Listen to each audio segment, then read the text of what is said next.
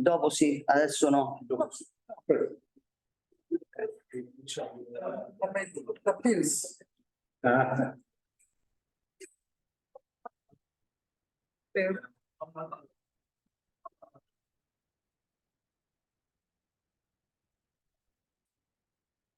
Abbiamo messo a fuoco questo comunque.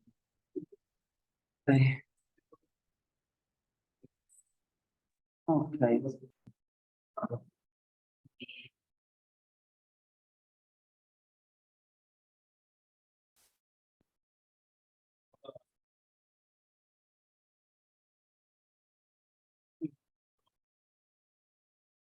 Passo subito.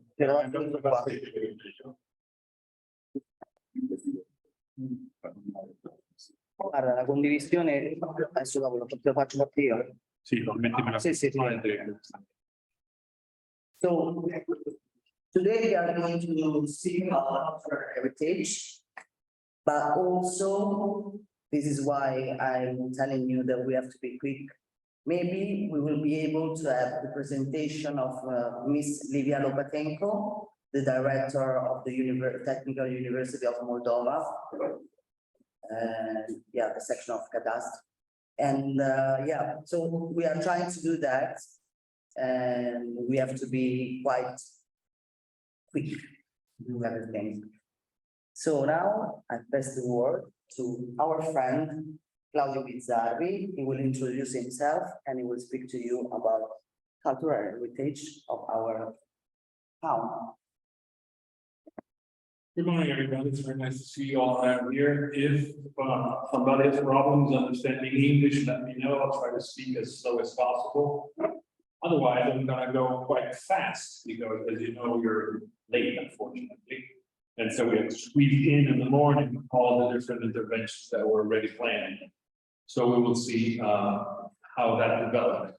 What I would like to start with this morning is the connection with water and health, but from a different point of view, which is not the connection that we have with the problems that we have with destruction of cultural heritage by natural environment. But instead, why do we have certain type of settlements, and what is the most important element connected with settlements? Can you have a settlement without water? The answer to you is no. So from that point of view, we do have an enormous amount of different options that need to be solved, as usual, to allow, especially in the past, the building, the extension, the interconnection of the living entities in a settlement, and the most important resource, which, as I said to you before, is clearly water. So what we're going to try to do is to see also how this interacts with a small city like Rio throughout the centuries.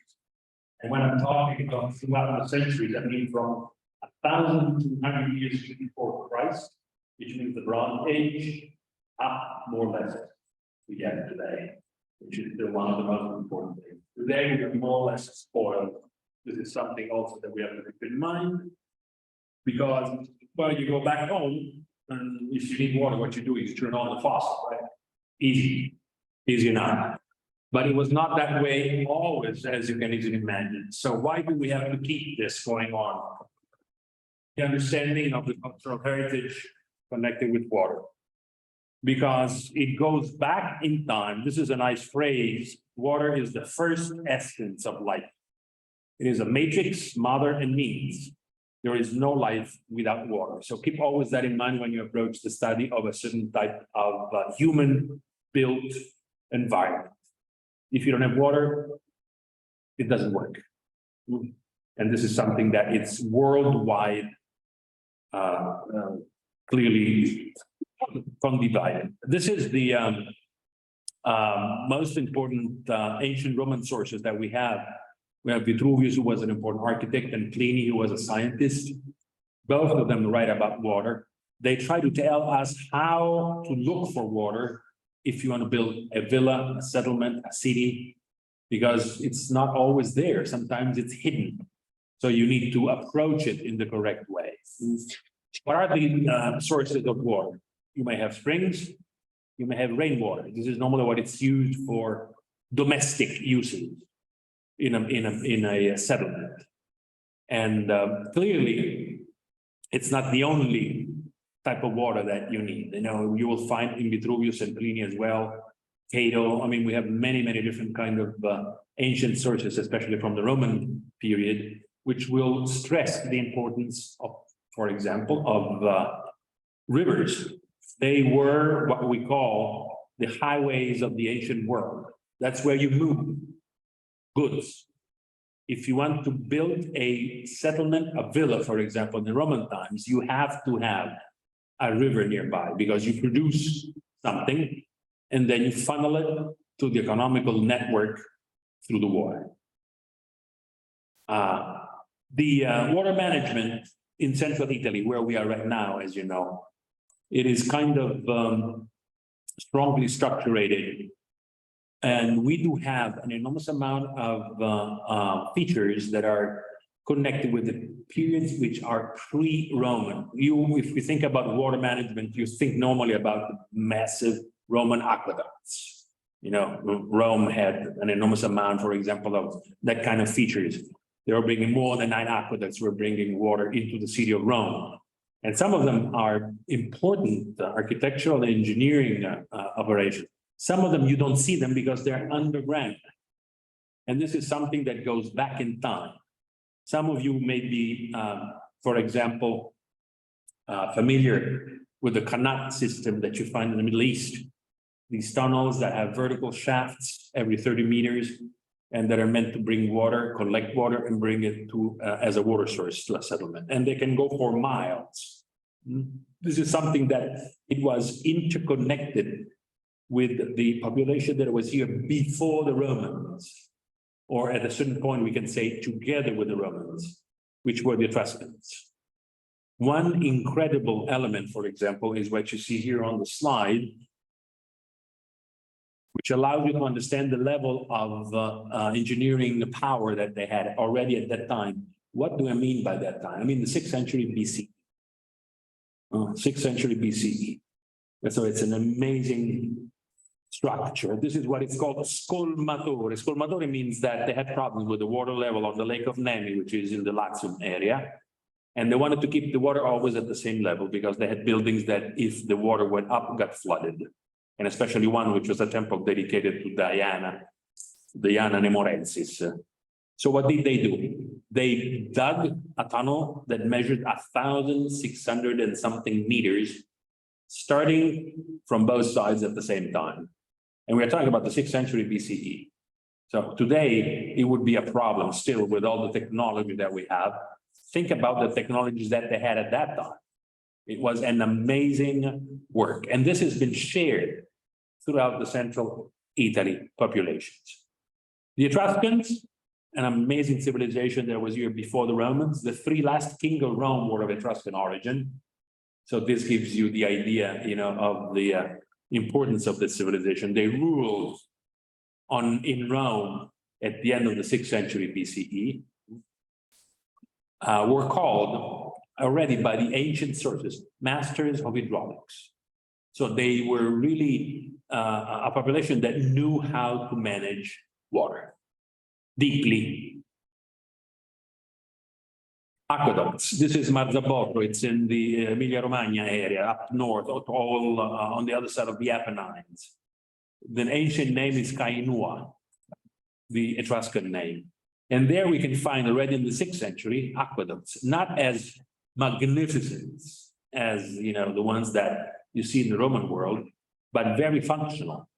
From a spring with travertine stones that bring water to the settlement, which it's an amazing settlement, which gives you again an idea. How do you funnel water if you do not know how to measure the land? It's impossible. You have to know exactly elevations.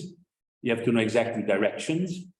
You have to be able to organize whatever you are working on in a perfect way. In Marzabotto, this is also crucial. And you can see here the town planning system, which is 100% modern, is what you would expect to see today in a modern city, where you have roads that meet at 90 degrees angles, where you have a perfect orientation, which is north-south in a few cases, and the houses open on each side of the roads.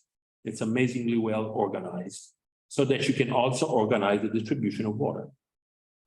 And we will talk about the type of buildings closely. Where do the Marzabotto Etruscan community got the idea of this amazing structure?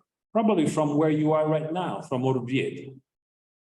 It is a colony of the city of Orvieto. So people from Orvieto moved to Marzabotto, which is on an important road structure, highways of the ancient world to cross the Apennines. And they brought with them what they were famous for, the possibility of dividing space. This is the necropolis that we have just a few hundred meters on that direction. The tombs, the Etruscan tombs, which date to the 6th century BCE. And you can see from the slide how it is perfectly organized. Again, with streets that meet at 90 degrees angles, with funerary monuments that face each other on both sides of the street. The only thing that basically is missing, it looks like a city, but it's a city of the dead. It's a real necropolis. We have to imagine that we had the same kind of structure up on top, on the mesa, on the cliff, up on top. So it's a perfect grid for the necropolis that reflects on the city of the living people, with houses flanking roads and public spaces. And we are in the 6th century BCE. Always keep in mind the time scale. It's really, really important, because then you can see how things change, how things evolve, and what we have at the end.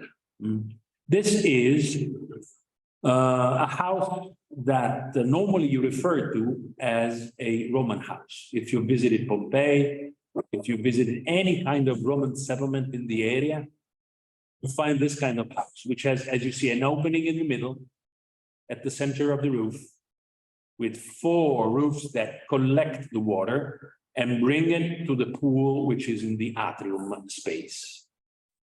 And this is an interesting feature. We all call it an atrium house of the Roman period. But what about the Romans? How did they call this? The Romans, Vitruvius teaches us, called it the Tuscan atrium. So the way that the Etruscans used to build their houses. So this is where the Romans got the idea. They didn't invent anything. They absorbed, as it is normal that to happen from the Romans, the idea that the Etruscans had before, and that organized rainwater in a specific funneled area.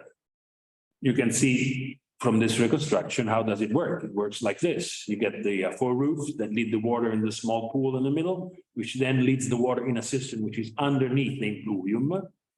And then you can bring it out with buckets from the wellhead, which is located at one side, into the house system. And this is an Etruscan way of building. Keep that in mind if you're thinking about the Roman house. Let's go back to Orvieto. You've been told about the geological situation of Orvieto. You all know how it evolved, when we have to place it, what kind of chronology we do have.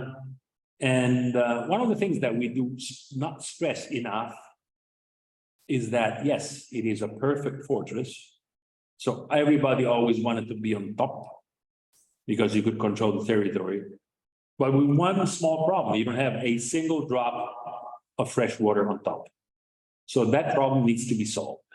This is something that whoever decided to be on top, living on top of the Mesa of Orvieto, had to find out a solution for the amazing problem of, once we're in, what do we do if we don't have water? Where can we can find water? Outside, just like where we are now, yes, it's easy.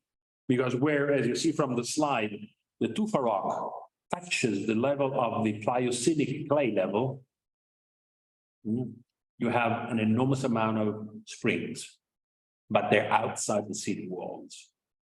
So if the city is under siege, you're stuck inside and you have to surrender sooner or later. And this is what happened. We will talk about that in 264 BCE. There is one way that we have of understanding how the city evolved throughout the time is looking at the underground structures. We will be together this afternoon to visit a series of these caves. And this is a small area in the city center of Orvieto, and you can see all those dark lines are caves under the buildings. So it's a very complex kind of situation. It was, they were detected by the local Spello Club Orvieto, so they rang at each door asking the owner to let them go underneath their houses and explore what they had. Clearly, everything that has been done in the underground space of Orvieto, it's been there for ages. You may have a cellar that was dug in the 19th century that destroyed part of an Etruscan tunnel that got into a trash pit of the medieval period. So you have to be able to understand the context, which is sometimes very, very complex. Still, we do have 1,200 caves underneath Orvieto, which do allow us to understand what was going on the surface, on top. Also because you cannot destroy a cave unless you make a bigger one, because if you just fill in the cave, it's still there. So it's can be detected, it can be dug, and if you can understand its historical value. Since the moment of the Etruscan civilization, so again, we're talking about the 6th century BCE, when the city, it's one of the most important cities in the Etruscan Confederation. So don't forget, it's a confederation. Each city moved on their own. The people of Orvieto had to find a way of storing water. And this is what we have as far as structures in the underground spaces. This is a vertical rendering of the 19th century, one of the old type of cisterns, amazingly well done, which is dug into the tufa rock. It has an amazing, important, let's see if I have the following one. Yes, this is similar to that one, but you can see the opening on top, it's monumental. And you have the hole for the buckets to go down and up. And it was lined with 1 meter of pure clay all around the wall, because of course you needed to make it waterproof. Tufa rock is not waterproof. If you use clay, it becomes waterproof. So most ancient type of cisterns. And then we shift into a modern kind of water reservoirs, which are the ones that are connected with plaster. So from the clay, 1 meter thick, we go with a level of plaster, which is 4 fingers thick. You can just imagine that it's much easier to be organized like that. This has clearly been partly damaged by modern interventions, but imagine that it's a big, huge circular cistern with 4 fingers of what we call coccio-pesto. This is the name for the mortar that was used already by the Etruscans before the Romans used it everywhere in the world, which is made with lime, pozzolana, which is the kind of stone of rock that we do find also in the cliff of Orvieto, water and sand, plus a certain amount of crushed small pieces of vases or tiles. Coccio, this is why it's called coccio pesto. Pesto means to, crush this shirt, because they add a property to the mortar, to making it an hydraulic mortar. It dries out very slowly and it doesn't crack, which is exactly what you want to do. So this is what we have for the Etruscan period. And the outer part, as I showed you on the slide before, was normally furnished by one of these water wellheads made out of terracotta. They're massive, they're very heavy, and they can stand, for example, the use of the rope on their sides. Sometimes they have the lines that are still detectable. The water itself was funneled throughout the city of Orvieto by tunnels. We have an enormous amount of tunnels that have this very peculiar shape. Almost looks like a Gothic arch, because it's very ergonomic the way that they dug it. Small where you have your head, larger where you have your shoulder, and always, smaller again where you have your feet. You just dig what you need, nothing else.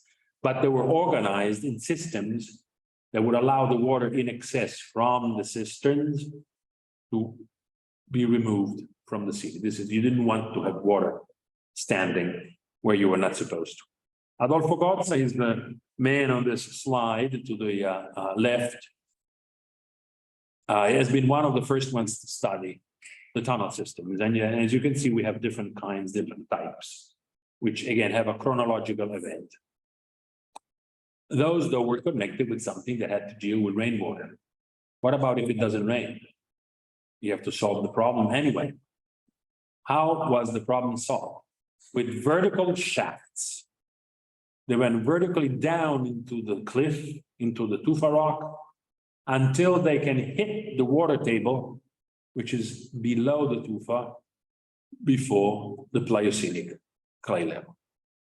It is exactly what you will see this afternoon when you will be going into the well of St. Patrick.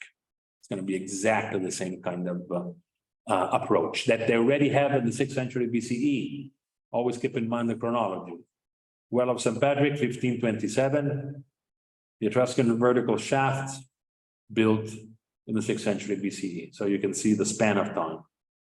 They were dug into the cliff and they had footholds, as you see from the slide to the left, where you could basically use those niches to move up and down just using your feet and your hands. For how much?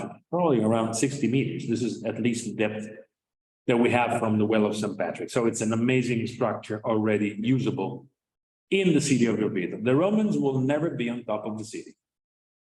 They're not interested because we don't have natural resources that are connected with water. So why the Romans that already control the entire territory should use a city that has no water resources? This is for them without any sense. So we don't have a Roman phase. We have an amazing strong Roman phase outside of this cliff down at the bottom of the valley, where we have one of the most important archaeological digs still today. They're digging in it right now as we're speaking, which is the Fanum Voltumne. It's the sanctuary of the Confederation of the Etruscans. And there is a continuity from the 6th century BCE throughout the Roman age, throughout the Middle Ages. And then it ends around the 14th century because people moved back into Orvieto from that area. In the Middle Ages, for the first time, for Orvieto, we have something that will shape the city in a completely different way again. It's the aqueduct. So for the first time, we have water which comes from a source which is several miles away from the cliff and brings the water by gravity down the valley and then back up to the cliff on top. From there, it is distributed to the many fountains that were built throughout the city. So it's also, as you can easily imagine, almost as important as the cathedral. Cathedral still today is shocking as you approach it. You know, it's a unique Gothic monument. Think about the water flowing in the fountains. It's a social and political message of the people who ruled Orvieto. You see what we're able to do. We're bringing you water in the fountains. You never had water before. You always had to go out, bring it in, and so on. So it's an important thing. How did it reach the top? From the engineering point of view, it's an amazing structure. Miles and miles of these structures that you see here in the slide that are big, huge basalt blocks that are interconnected one with another. They were covered with a hydraulic mortar, and they would lead the water up to St. Francis Church, to the area of the Church of St. Francis, which is the highest point on the mesa, on the plateau. So, and then from there, by gravity to the different fountains. How many fountains did we have? We have several. The water was funneled into the city as well with these kind of conduits. You can see this is a small section that it's been preserved under the Palazzo del Popolo, which today is a meeting center. And you can see that you have a tufa structure. On the bottom, you can still see the terracotta pipes that would funnel the water into the fountains. This is what came out from a fairly recent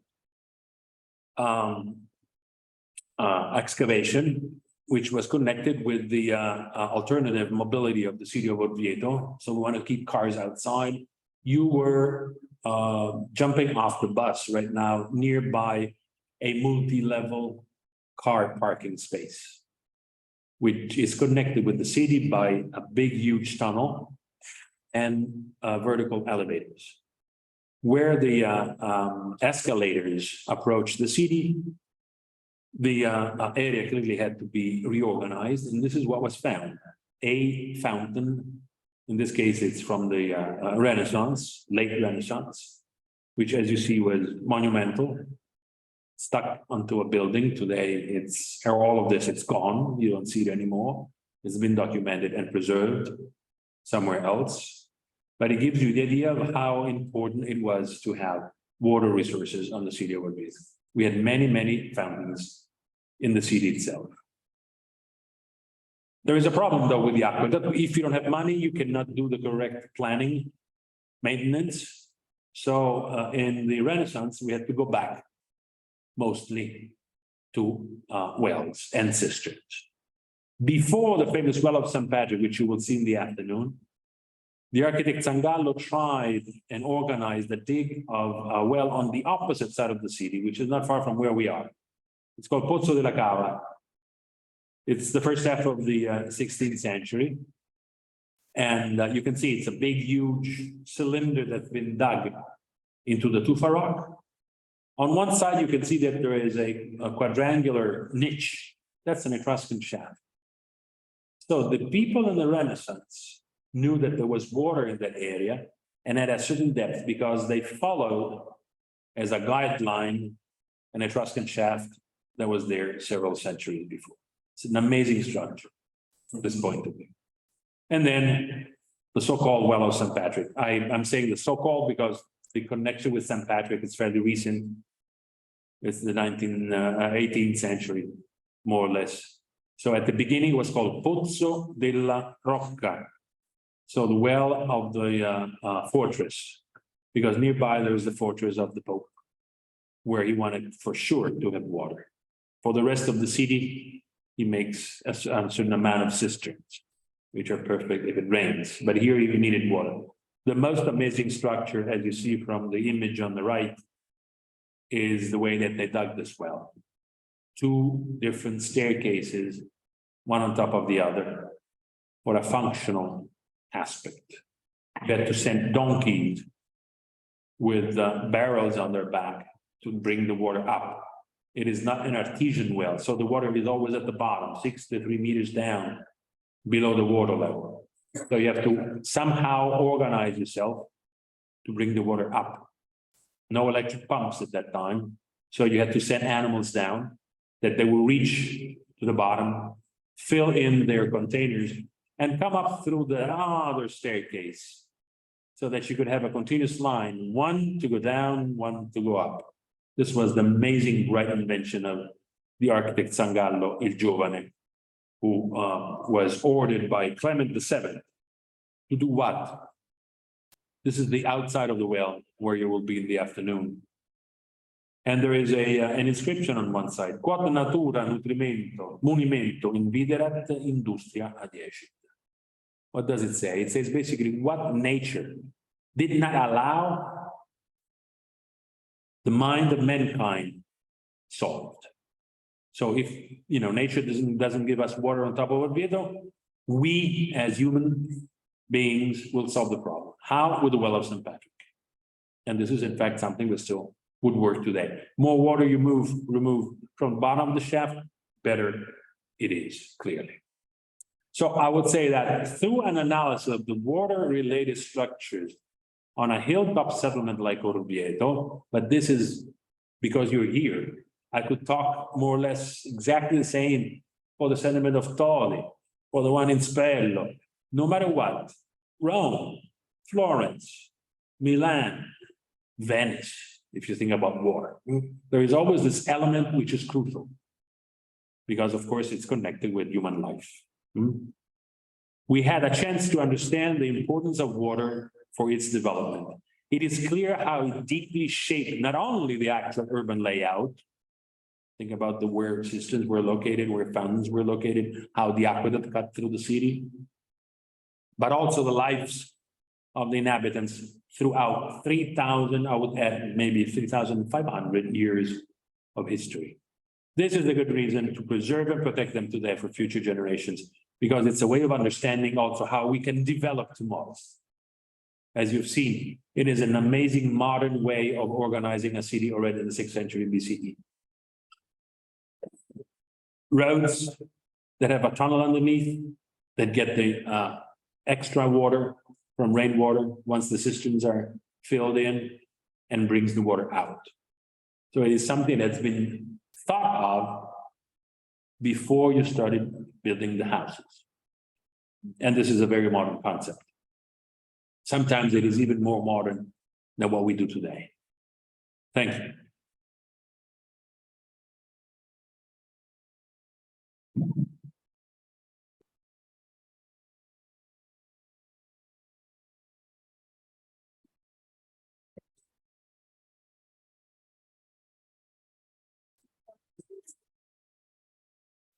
I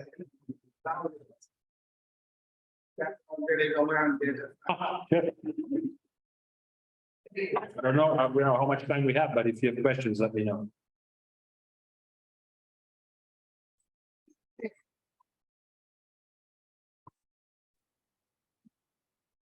Okay.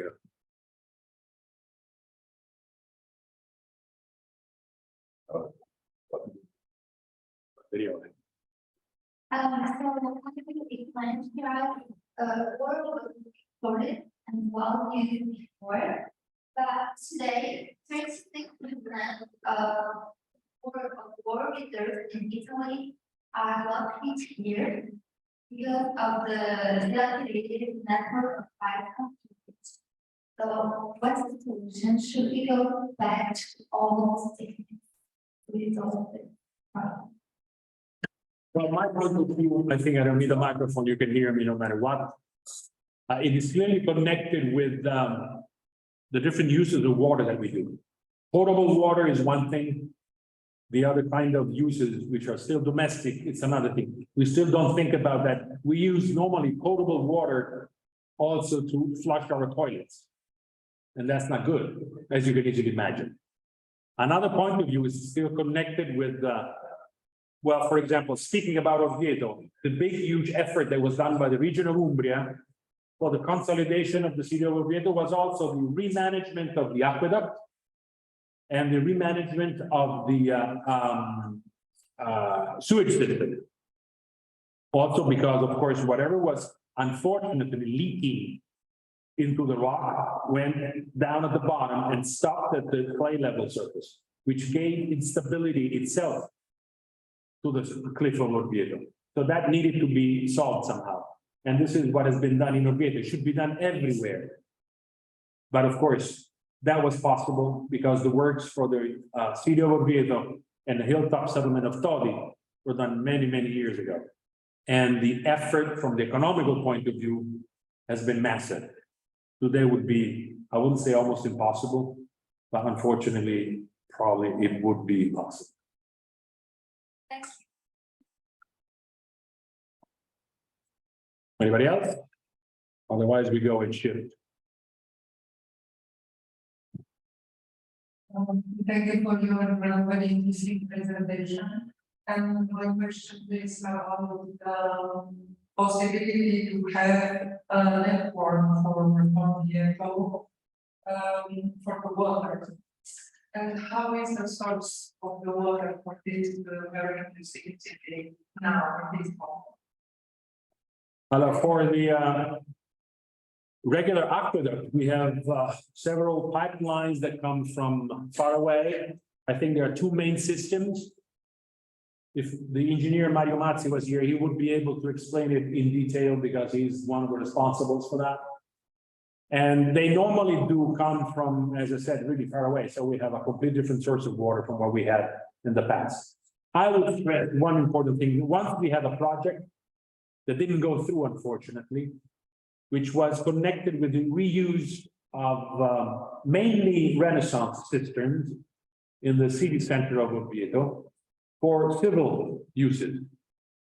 You can even imagine if there is a fire in a city center like Oviedo, it's almost sometimes difficult for big, huge trucks of the firefighters to get through.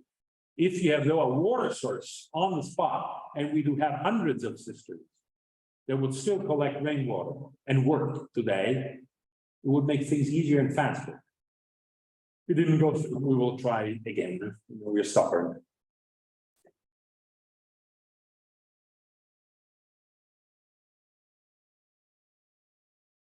Right, and then I will lead, to the next speaker.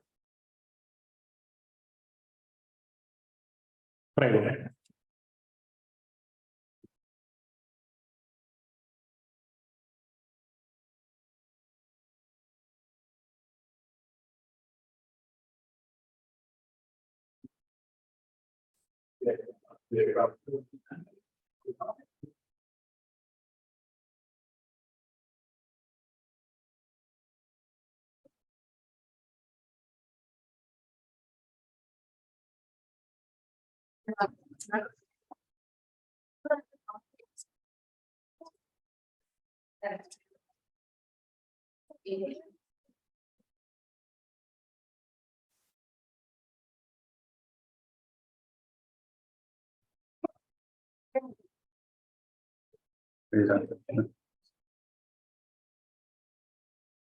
Yes.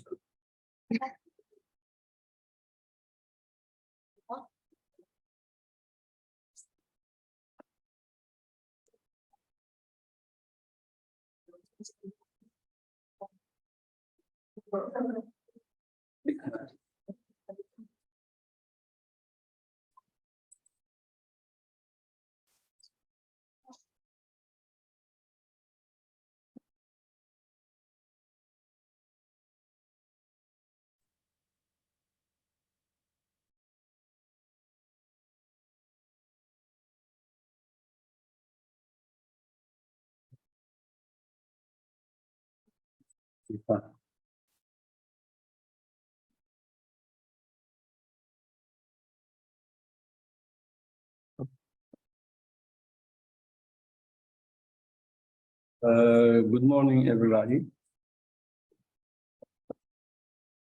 Yeah.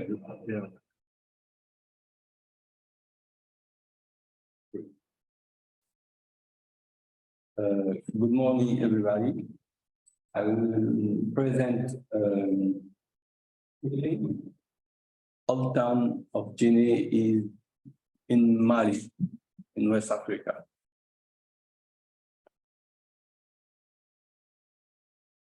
Mali is in Africa, in West Africa, here. And Guinea is in the middle of Mali, here.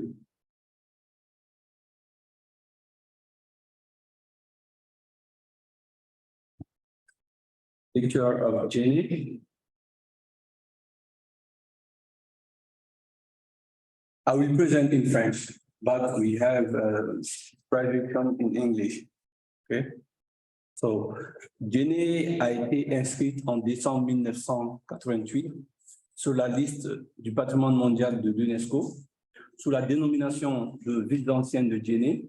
Un des critères qui a prévalu pour cette inscription est le critère numéro 4. Le tissu ancien de Guinée est un exemple exceptionnel d'un ensemble architectural dont le plus célèbre élément est sa mosquée, qui est une des plus grandes constructions monumentales en terre au monde. Malgré la protection découlant du classement, de sérieuses menaces pèsent sur le site de l'architecture en terre de Guinée.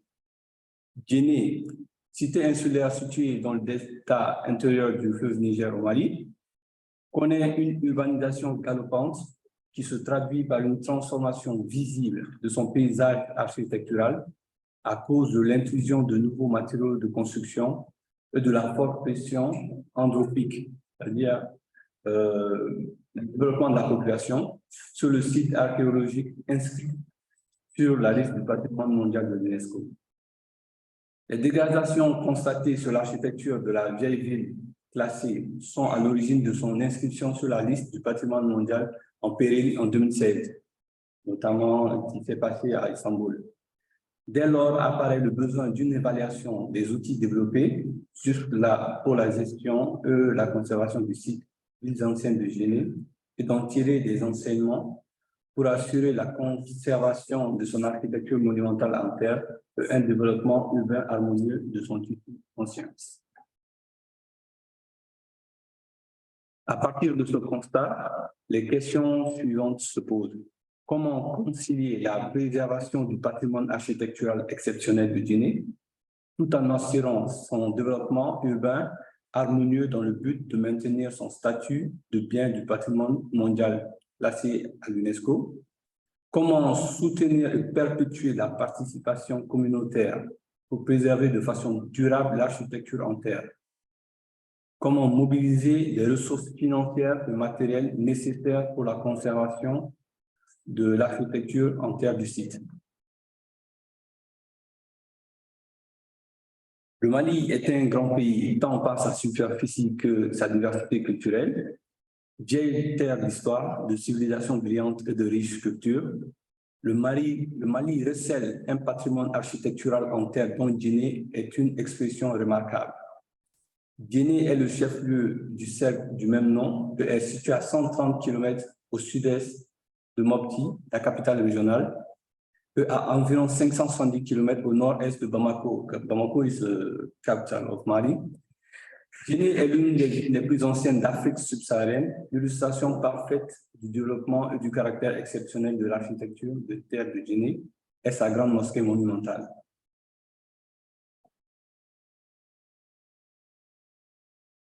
L'état actuel de conservation du site des villes anciennes de Djenné. Depuis l'inscription de Djenné sur la liste du patrimoine mondial en 1988, les actions de projet, des programmes de conservation initiés et soutenus par les communautés et les partenaires techniques et financiers ont favorisé la conservation et la maintenance de l'architecture de terre du tissu ancien de la ville. Cependant, plusieurs problèmes se posent, notamment l'utilisation de plus en plus massive des revêtements en briquettes de terre cuite, en lieu et place des enduits traditionnels, la terre, earth. La crise sécuritaire en 2012 a considérablement augmenté les difficultés économiques sur le site. Il faut par ailleurs signaler le manque de coordination entre les services de l'État chargés de la protection du patrimoine et le développement urbain, notamment entre la mission culturelle locale chargée de l'habitat et le ministère de l'urbanisme. This is the mosque of Djenné.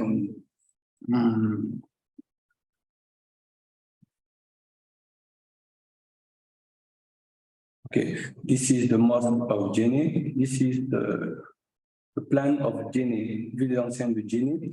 In that is comment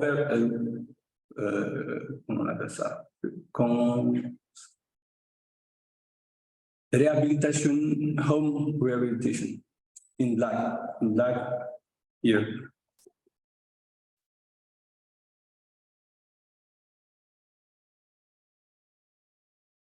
Le développement urbain actuel de Djenné est certes une évolution normale, cependant, il doit être maîtrisé pour respecter le label site du patrimoine mondial de l'UNESCO. La réalisation de nouveaux équipements perturbe l'architecture de la cité et pourrait constituer une menace potentielle pour sa valeur universelle exceptionnelle. L'homogénéité et la particularité de cette architecture en terre qui ont favorisé son inscription sur la liste du patrimoine mondial de l'UNESCO sont particulièrement concernés par le changement intervenu dans l'environnement architectural du tissu ancien.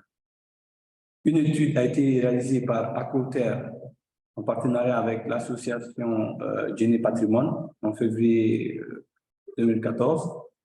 Elle fait ressortir l'évolution des taux de revêtement de briques en terre cuite des maisons en terre. Cette étude fait suite à une première enquête en 2008, dont les résultats publiés en 2009 sont particulièrement alarmants dans le contexte d'un site inscrit sur la liste du patrimoine mondial. 28 façades ont été revêtues. Donc, il y a en English, je sais pas, en français, l'architecture de Djenné est en train de perdre sa valeur. Okay.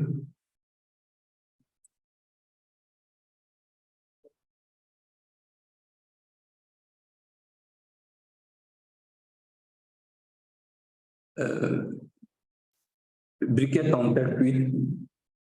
Je peux avoir quelqu'un qui peut traduire directement. En fait, l'architecture de Guinée, c'est en terre, earth, only earth. Now, population sometimes use the briquette. This briquette is not normal in reality. Okay.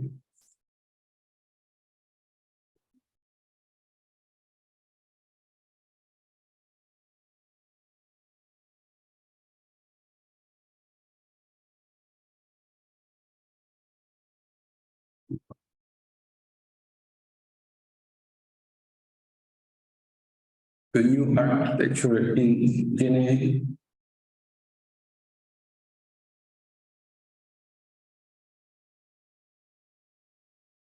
For example, here is the earth, and this one is a big ciment, béton.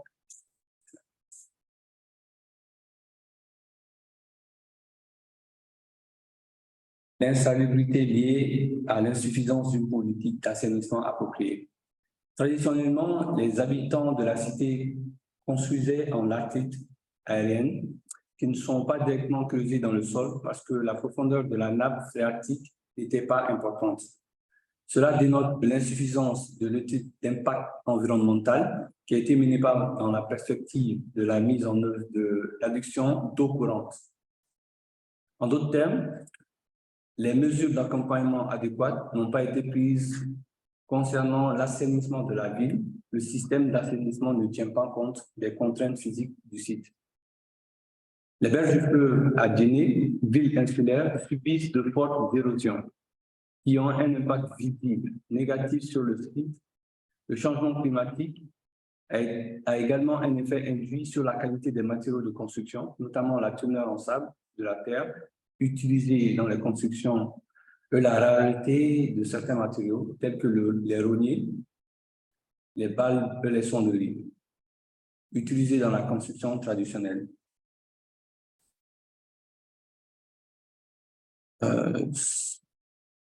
Some pictures.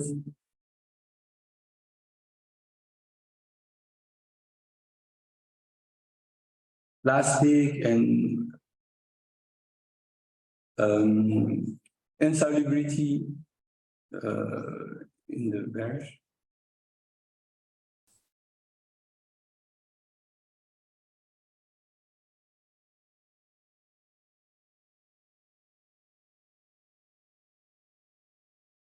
Guinea have a bad system of assainissement, very bad system.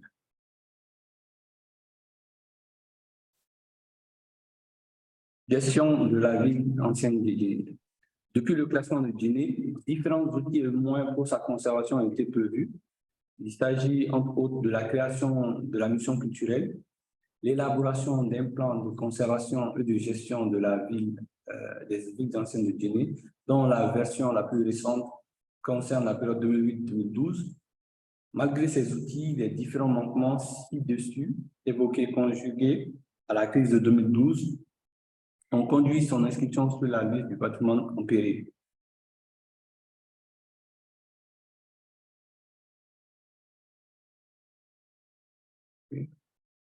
Proposition d'action de gestion urbaine durable du tissu ancien de l'architecture en terre de Guinée. Dans la perspective de construire une politique de gestion efficiente et adaptée en vue de concilier les impératifs d'un développement urbain, induit par la croissance démographique et ceux d'une conservation durable de l'architecture de terre monumentale du site, nous proposons quelques pistes de réflexion, à savoir organiser des campagnes de sensibilisation de la population avec la collaboration de la mission culturelle, de la mairie, des chefs de quartier, des imams, des autorités locales, impliquer les communautés dans le processus de l'élaboration de l'application du schéma directeur d'urbanisme en vue de maîtriser la gestion de l'espace habilité et de contrôler le développement urbain harmonieux, perpétuer les cultures constructives locales par les maçons du Guinée, regroupés au sein du Baïreton, à travers notamment les chantiers, écoles de restauration, réhabilitation d'édifices en terre dans le tissu ancien, mobiliser les ressources humaines, financières et matérielles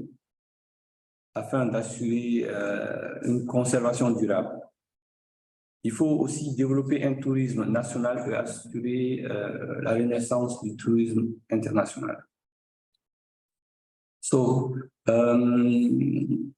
every year, before, chaque année après les premières pluies, notamment au mois d'avril, a lieu à Guinée une cérémonie, cultural festival, dans lequel toute la population participe. Il s'agit du pépissage de la grande mosquée de Guinée. Show you the video now.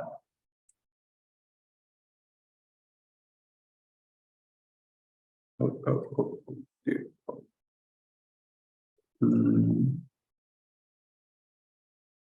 I don't know.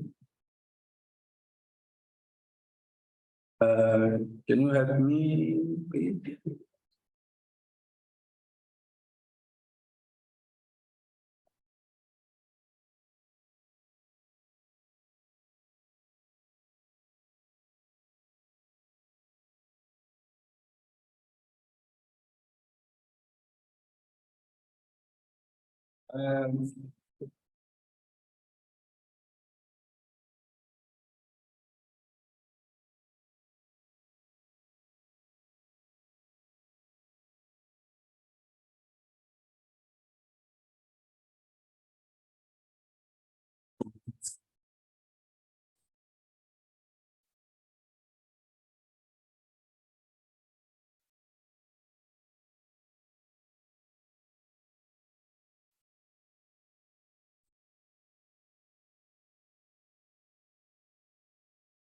The mosque of Guinea, bigger mosque in Earth. Africa.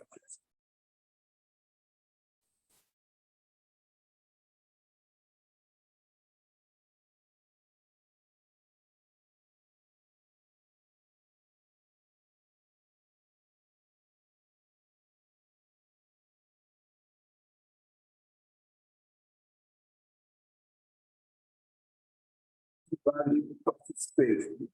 Women, children, men, everybody.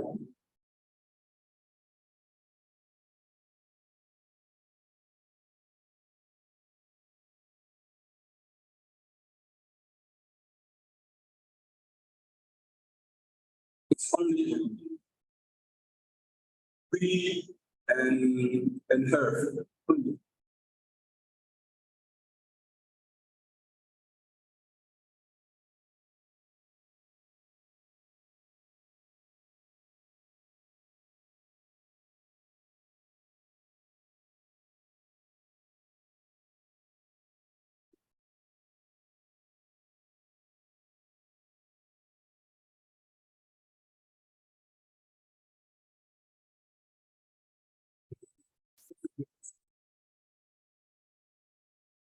This conservation.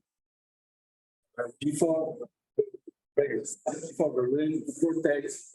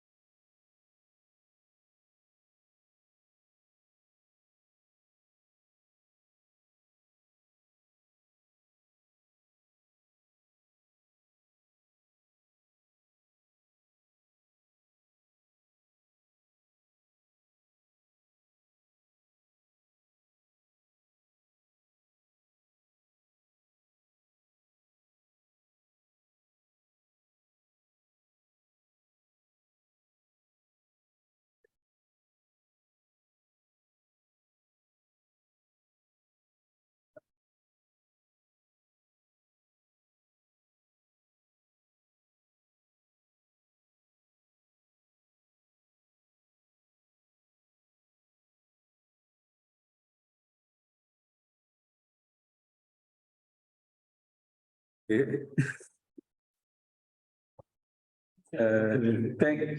Thank you for your interest.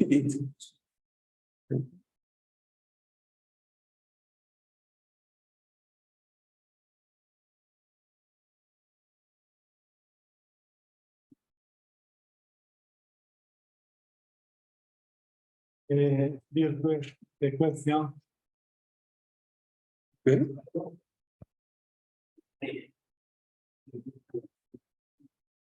I have in French.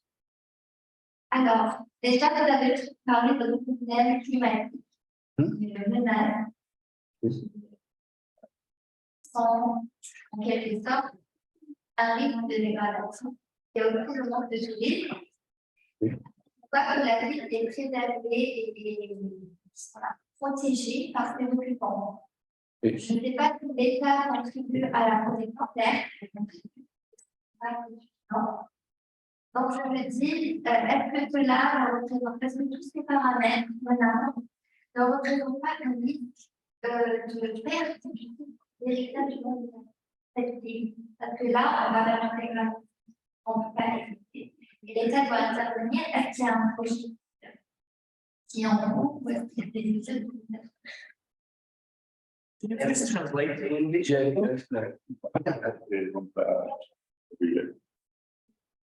Okay, Okay, we are. Yeah. I don't know if everybody understood. No. They want, she wants to know. Yeah. If the government is taking part of the present, there is projects by the government and money, I think, aussi l'argent du gouvernement pour faire Voilà, ça un projet de la part du gouvernement pour protéger, c'est ça? That is if there is from the government, there is intervention and a project to protect. Ok. Voilà. Okay. On va prendre les bicchieri del vino. Oh non, on a besoin de toi, pas t'éloigner. Ok. En réalité, en 2012, il y a eu un peu d'événements malheureux en 2012 de terrorisme. 2012. Donc, ils sont un peu venus vers la ville de Djenné, c'est ce qui a empêché un peu le tourisme. C'est pas bon. Avant, il y avait beaucoup de tourisme à Djenné, beaucoup. Il y avait des gens qui venaient étudier même l'architecture de terre à Djenné, mais avec l'événement de 2012, le terrorisme liquide, les gens ont eu peur d'aller à Djenné. Après, il y a la partie où l'État s'occupe du patrimoine de Djenné à travers la mission culturelle. Il y a la mission. Non, parce que je dois traduire en anglais, mais j'ai traduit. Yes, for tourists, they had a problem in 2012, the terrorists.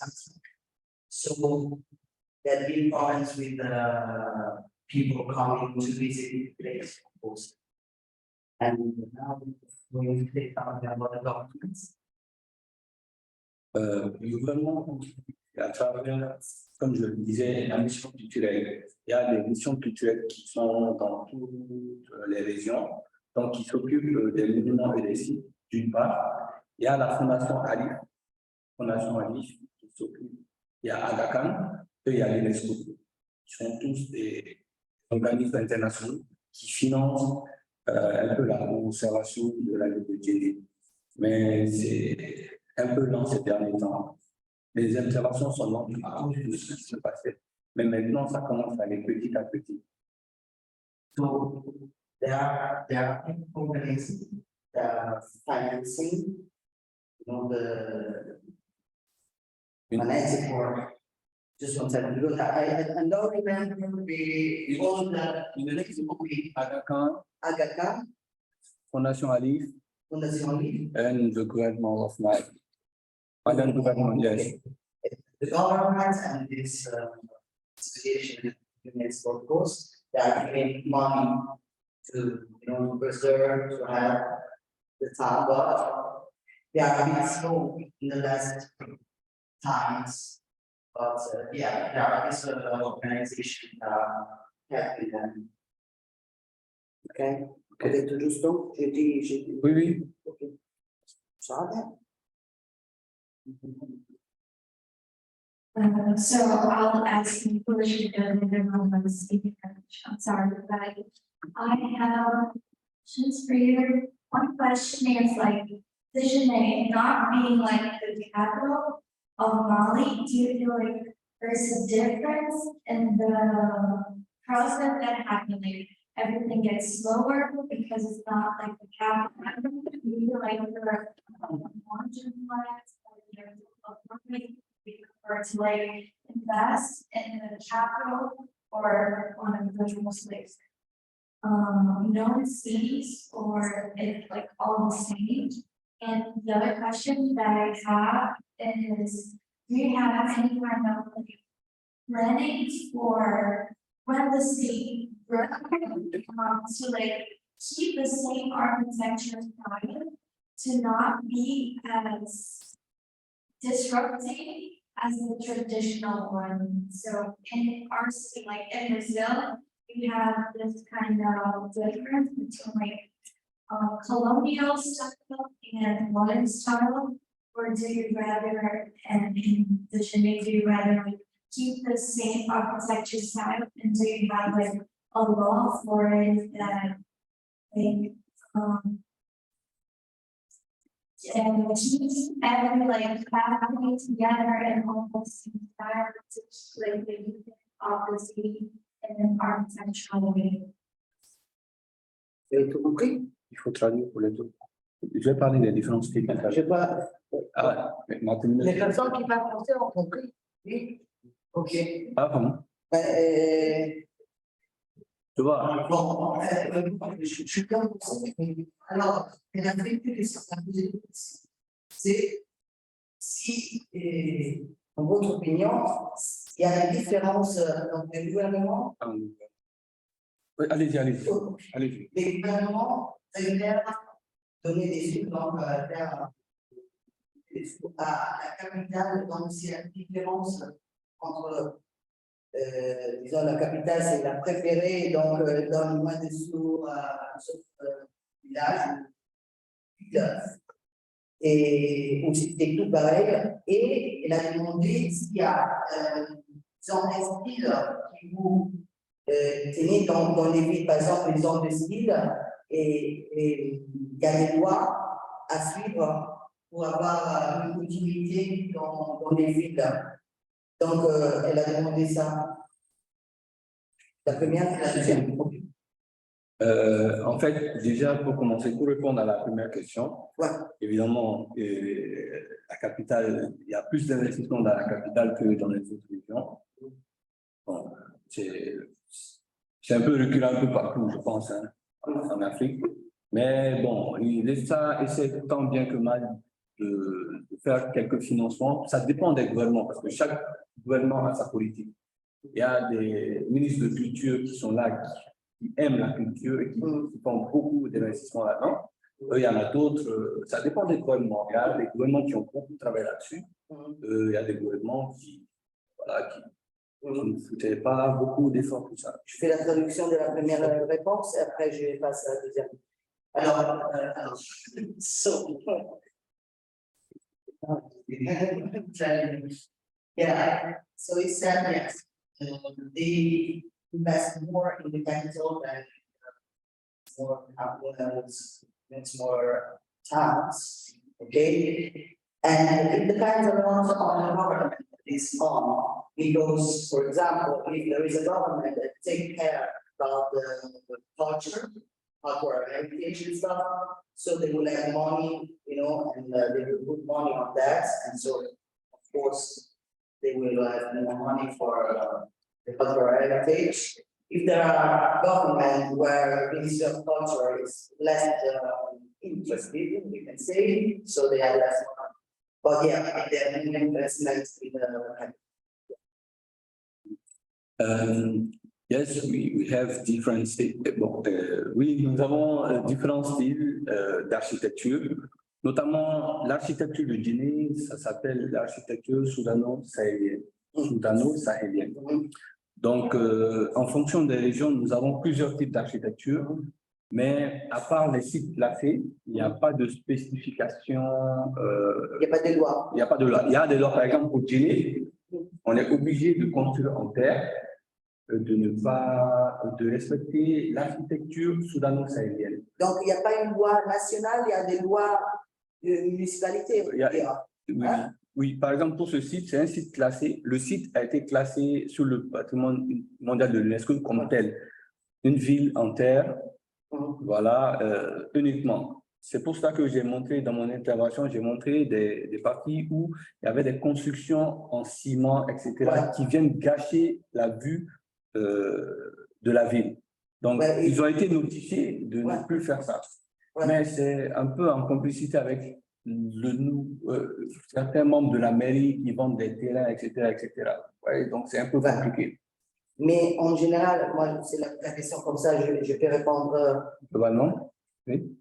Mais vous avez donc chaque ville dans votre État a ses lois à suivre, ou il y a seulement les villes qui sont, par exemple, classées dans l'UNESCO, mais les villes qui sont touristiques qui doivent suivre ça. Non. Vous avez des lois de construire oui, de façon, de l'autre. Il y a des cahiers de charge. Il y a des cahiers de charge pour chaque localité, pour chaque région. Mais spécifiquement pour les régions classées, par exemple, on a Djenné, on a d'autres villes comme Tombouctou, etc., qui sont classées dans le patrimoine mondial, qui doivent rester comme telles, qui doivent rester à l'image comme ils étaient avant. Voilà. So, yeah, there's no national law. Well, we have different architectural informations like you have and also we have. And the architecture of their region is Sahara. Under the Sahara, on the stage. Yeah. Yeah, and this is the type of.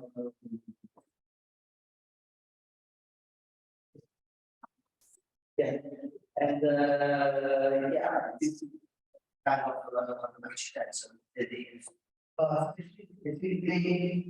This town is built around, okay, and being a UNESCO site, they have to keep the ancient status, so they have to keep that.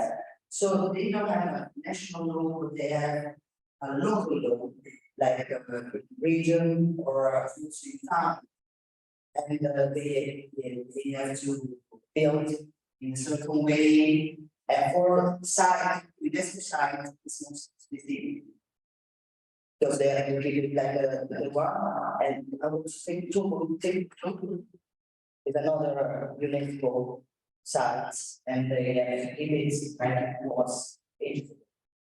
Okay, but they are low, but low, not much. It's the same. So I asked that question, and honestly, we have a stream, like a local stream that was one of the first meeting street that was meant to be like turned into a historical site, but the government didn't invest in it, but like the mayor created like a deal with the people that work there, they are like commercials, to like keep the fasting as they were in the past times. So they preserved it by themselves because the authorities like historical were interested and didn't have investment to like preserve them by themselves. So and the other question that I have is like, do you prefer to like maintain the construction techniques that you had in the past, like, because they were invented by the leaders, right? They adapted it to the specific climate that there's a engineering, they were created for it, right?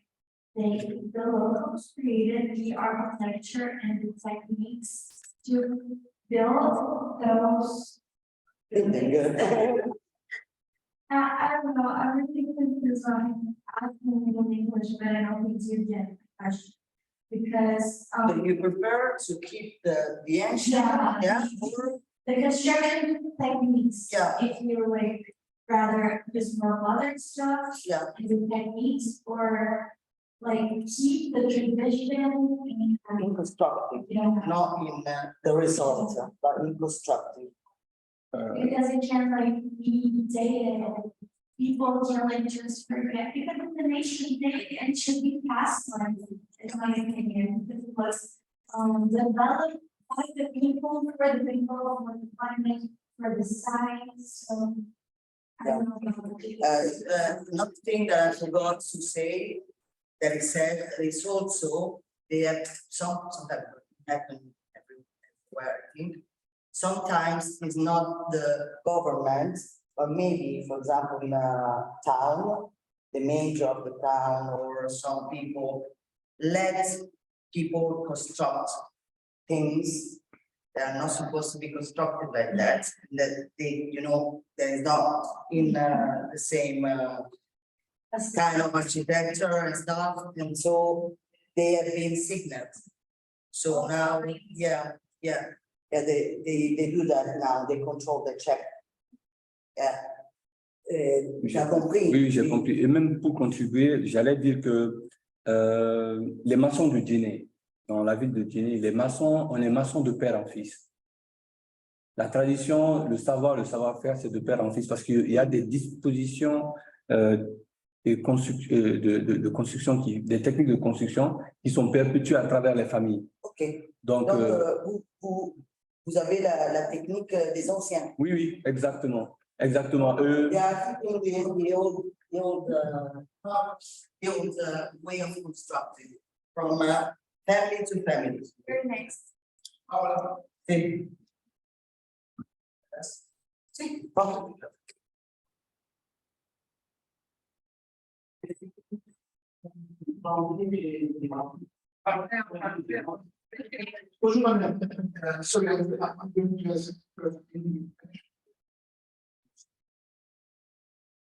Oui. J'ai quelques questions. Première, Hmm. c'est pas vraiment savoir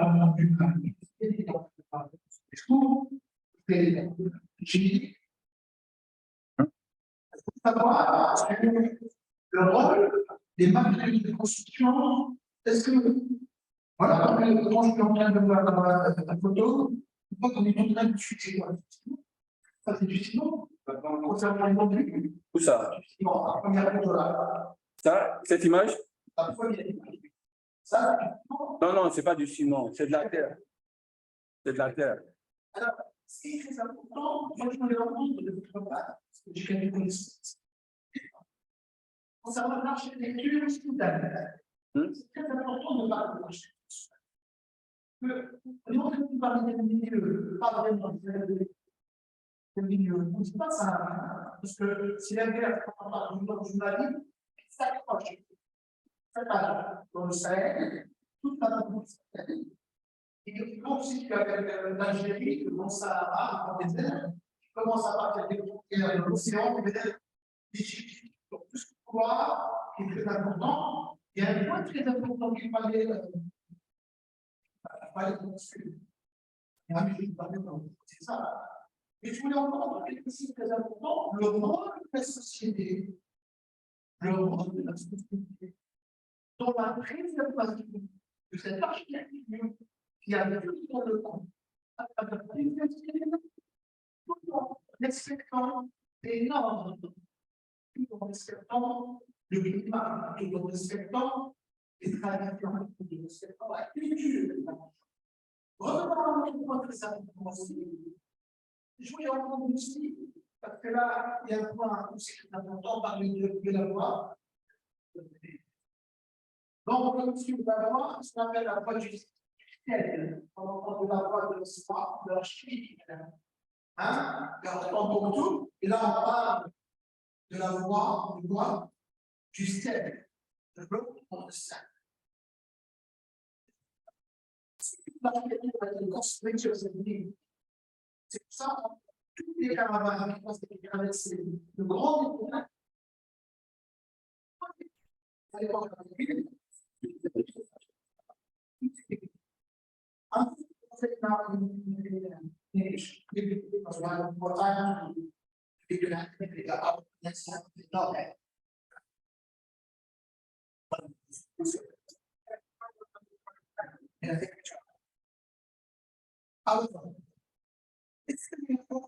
It's difficult. Our colleagues here from Brazil, Nigeria, that this architecture is very special. Why?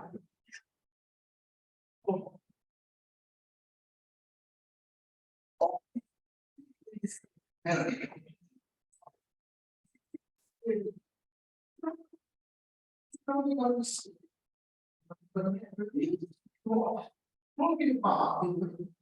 is no water, life is very good, and we can see there. I'm going to explain my next thing. You will go you continue the same way. This thing there is life. There is a life in this, but how we can fit this life? Our big fathers before a lot of centuries. No, that it's this place taking this territory. You're can associate the foundations of this time. And here we are going to explain all this synonyms, if you want, by introducing some explication. How in the past people can say that we is territory that going to stay because we know that it's violated their lands. What is this is more. Thank you very much. Merci. En fait, j'aimerais juste revenir un peu. Ok, j'aimerais juste un peu revenir sur ce que tu viens de dire, mais j'en ai parlé peut-être que c'est un peu passé inaperçu. Concernant, comment on appelle ça, les recommandations. Dans les recommandations, j'ai mis tout ça, the answer question is here. C'est la tradition de père en fils, il y a les maçons qui sont là, qui gèrent, il n'y a pas de souci. Bon. C'est bon, non? Finish? Ah, voilà. Mourad, voilà la réponse à ta question. En fait, chez nous, c'est très simple. Les maçons sont impliqués de A à Z. C'est une tradition de père en fils depuis plusieurs générations. Voilà, les dispositions, les techniques constructives sont respectées toujours. Donc, c'est quelque chose qui ne peut pas se perdre. Il y a des formations qui se font, mais ils ont juste besoin de plus d'appui. Vous savez qu'à Djenné, chaque maison a son maçon. Par exemple, la maison de la famille Mourad a des maçons de la famille, je ne sais pas, du nom de, je ne sais pas, n'importe quoi, Cissé. Tu vois? Donc, le fils de Mourad, la maison du fils de Mourad sera construite par le fils de Cissé. Donc, c'est de père en fils. Père en fils, tradition de père en fils, père en fils. Father, son, father, son, father, son. Yeah, it's the same thing. It's a perpetual, c'est perpétuel.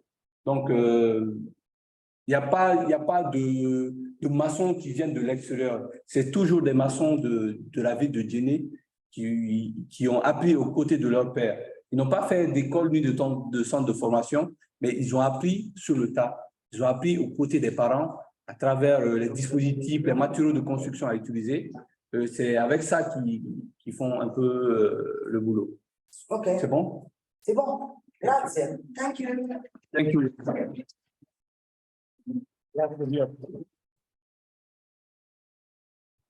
So we were supposed to be on break, but we cannot be on break because we have already people waiting for us online from Moldova. So just 5 minutes if you want to have a drink, a quick drink. And if you want some water, there is water over here. Comunque è spento questo, eh? Like heritage, Sì, c'est ma dernière présentation. Ah oui, présentation en interprétation. Mais je crois que je l'ai, Non, tu l'as c'est envoyé. modifié.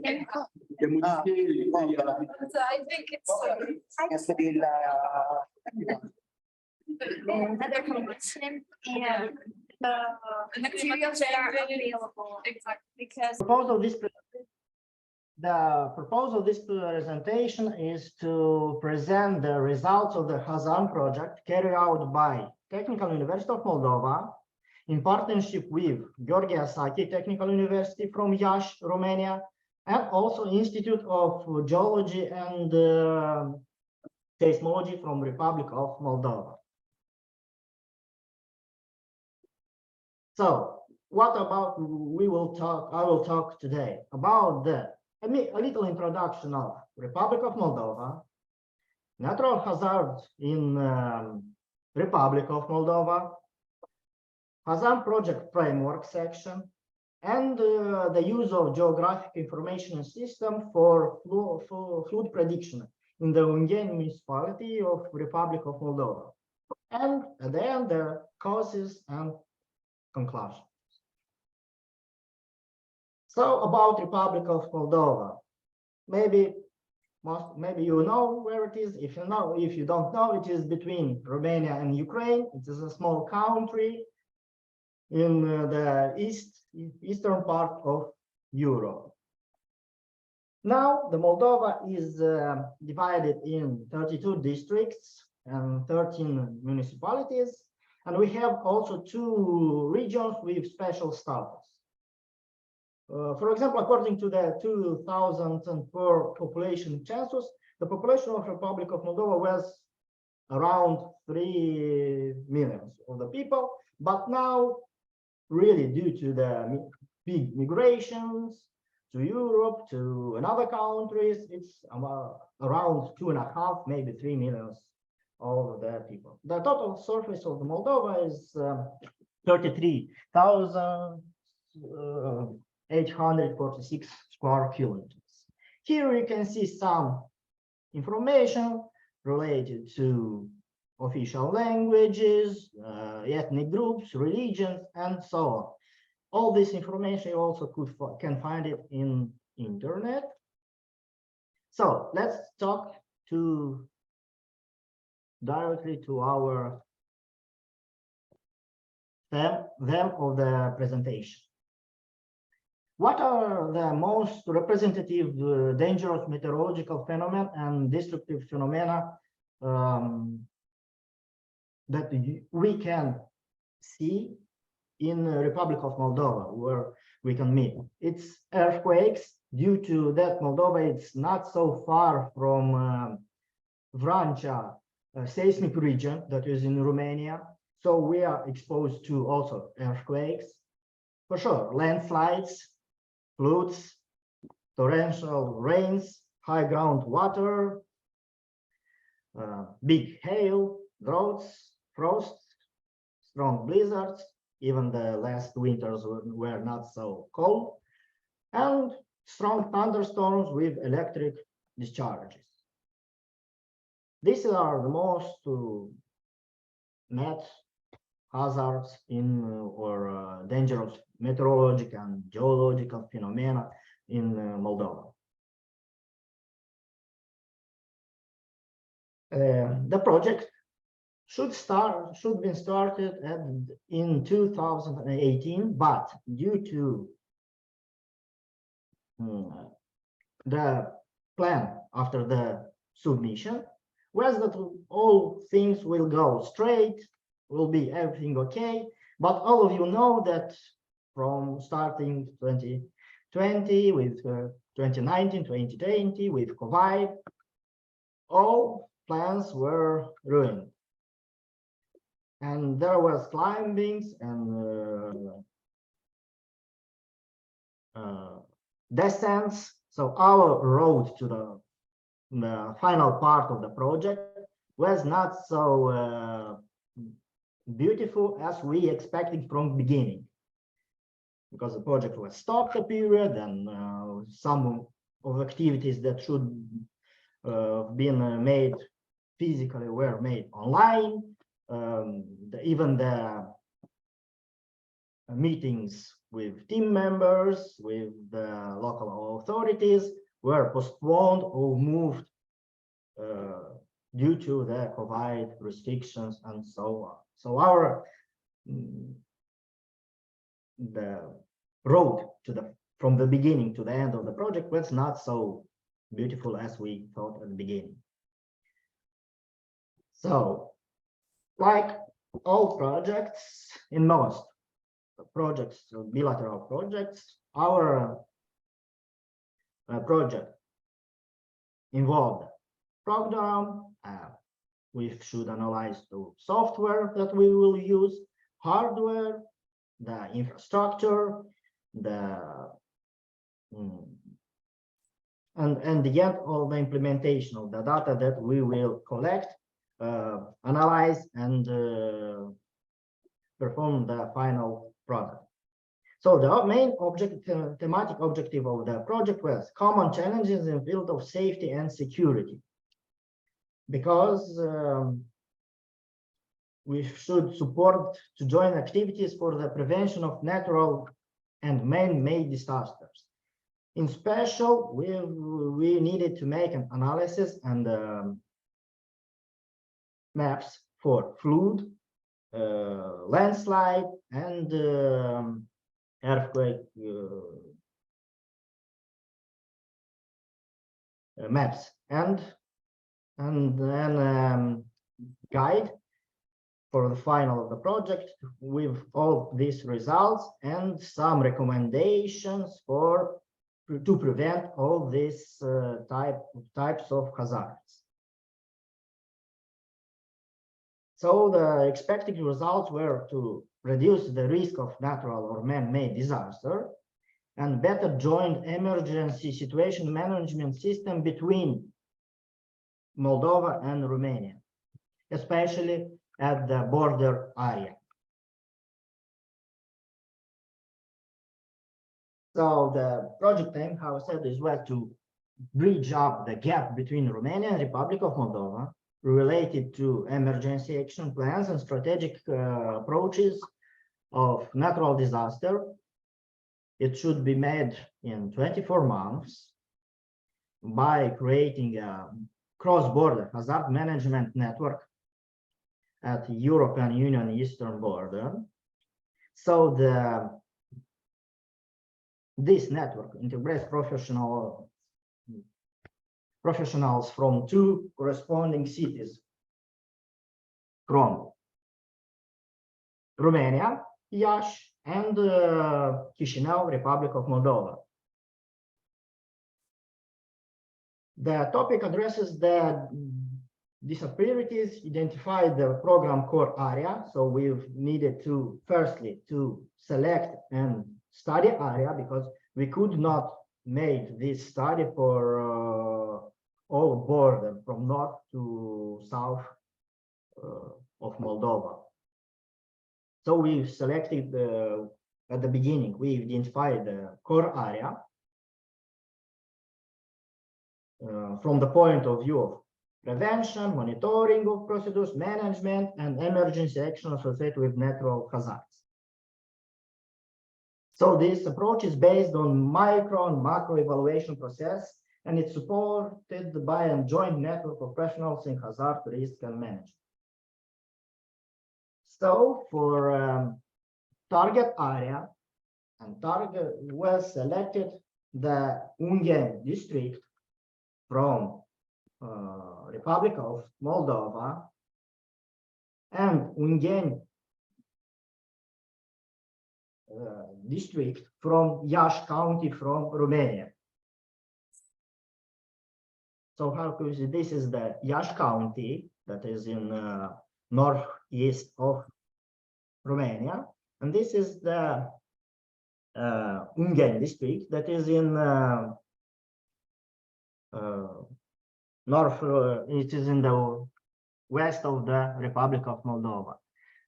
So here we have a job between Romania and Moldova. There is, we can say, a natural border, that is River Prut.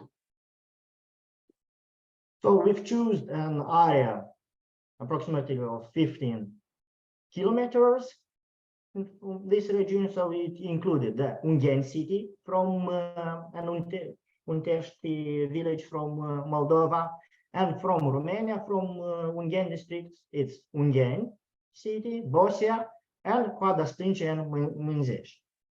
This is where selected the study area for this project, the core area. As a target group and beneficiaries were selected in first place, local authorities from Ungheni, from Commune in Romania and city in Moldova, young professionals, and also the population of Ungheni from both sides of the River Prut.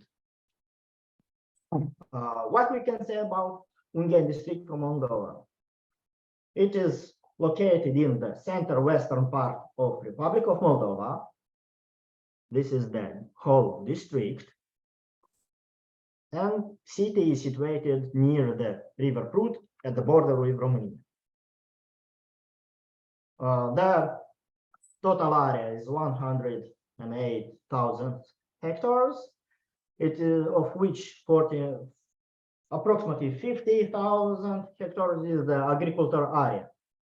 28,000 hectares are forest and our land with forest vegetation, and 4.5 are occupied by aquatic resources.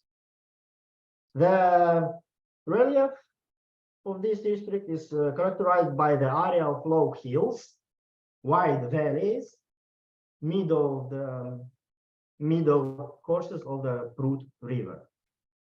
Because even the relief of Republic of Moldova is not so accidental. This is more predominated by the hills and wide valleys.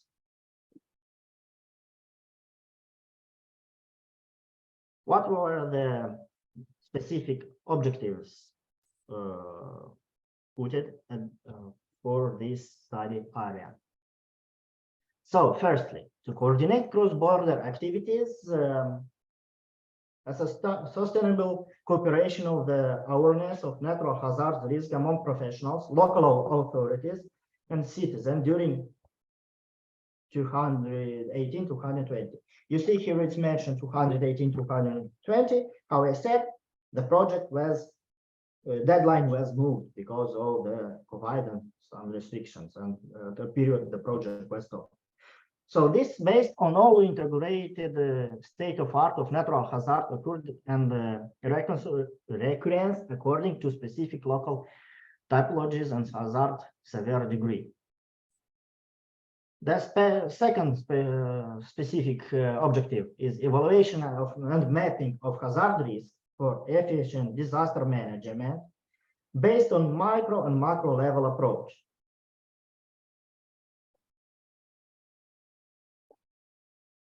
So it included the coordination actions and modeling of joint cross-border maps of hazard risk, instrumentation of cross-border workshop and training procedures to support prevention and rescue the procedures.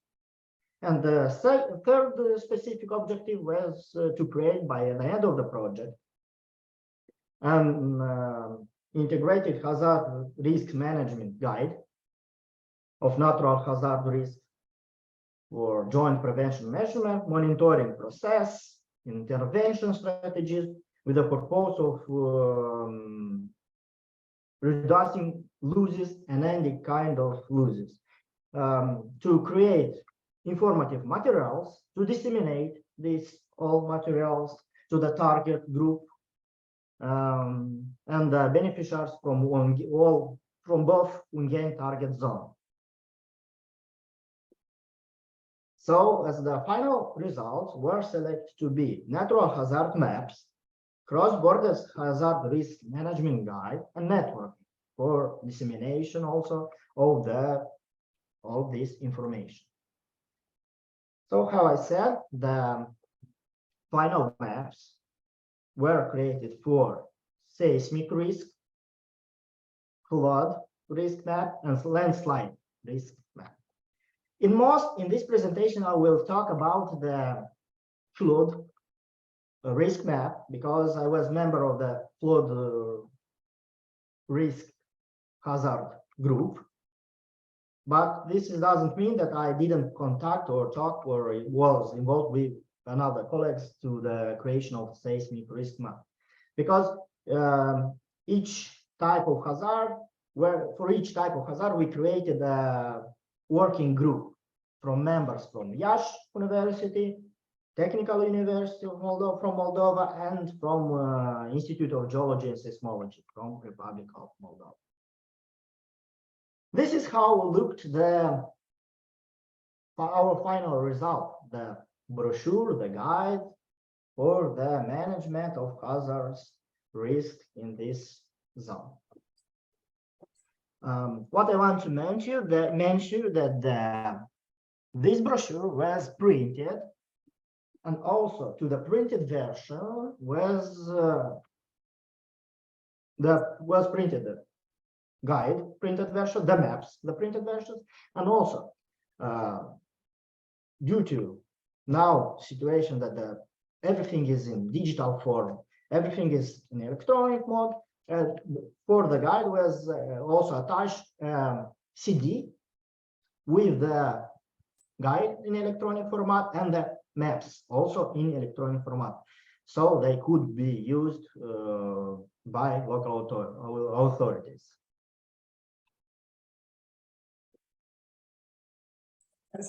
Here you can see what kind of data did we use for the modeling of this risk for the hazard map. In most, you can see that we used also orthophoto plan, the data for creation of also additional to this, we used the data for creation of digital elevation model for this region that we received from our agencies that are responsible for this. Land cover data, the buildings in this region, the cadastral information, the land use for this region. And depending on the type of the map, we used the data that we needed. Also, this collection of all the data was not so easy, like it looks on the images that we use. This, and this. Usually, we needed to go to contact many agencies, companies, to go ourselves to make some measurements and so on, to collect all the data that we need. So the maps to be more precise and to reflect the reality, not only for. Due to the situation that this is was a cross-border project, there was another topic related to creation of the maps, the geodetic reference systems. For example, the Romania used the SC42 coordinate system based on Krasovsky ellipsoid and the Gauss-Kruger projection. The Moldovan region used the GRS 89 geodatum, GRS 80 ellipsoid and the TMM, transversal Mercator for Moldova projection. Due to these differences in coordinated systems projections, we've decided that at the common meetings that the final data will be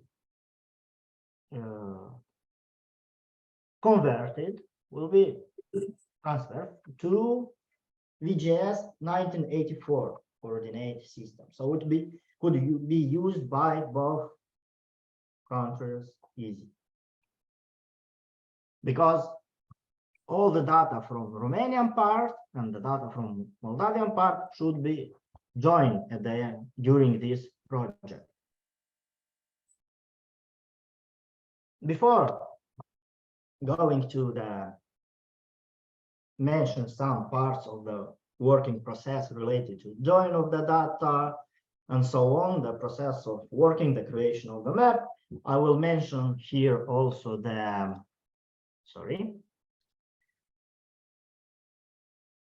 the geodetic national network in the Republic of Moldova. There is a geodetic network of level 0, 1, and 2. Here it is in this region.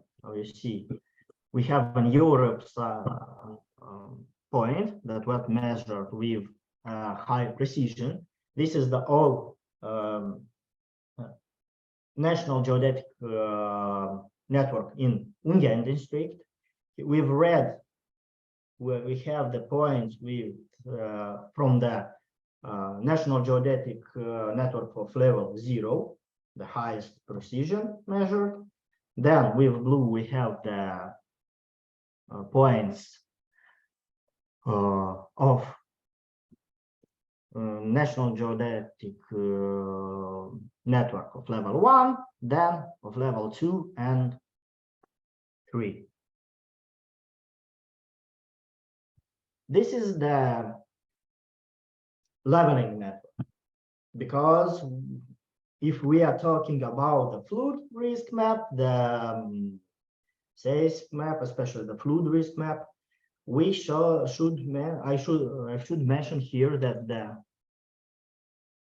not only between Romania and Moldova, there is not only the difference of coordinate systems, but also the vertical reference system. For Moldova, we use the Baltic Sea, and Romania use the level of the Black Sea. So there we also have a difference. After all the measurements and calculations we've made, and some of them were made before us, some of them we've made some verification on these points from National Geodetic Leveling Network from Ungain, from this region, and from Romanian region. We've made some verification, and for example, there was a difference of approximately of 25, if I'm not making a mistake, centimeters between the level of our level reference system. Also, what can I mention here, that in 2011, in Moldova was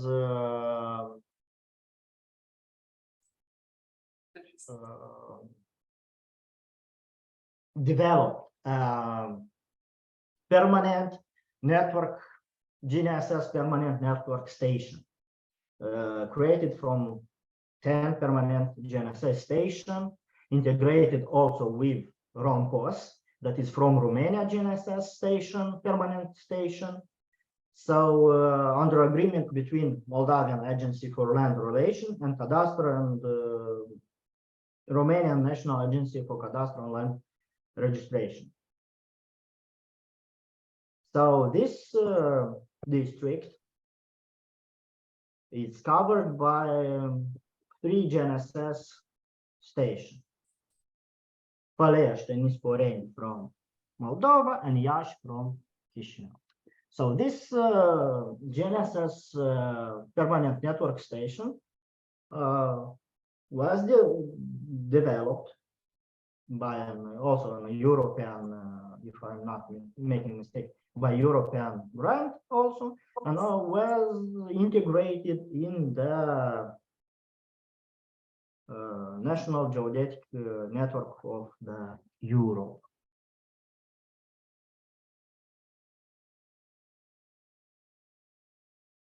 how I mentioned earlier, the data that we used here, one moment, I will make it back.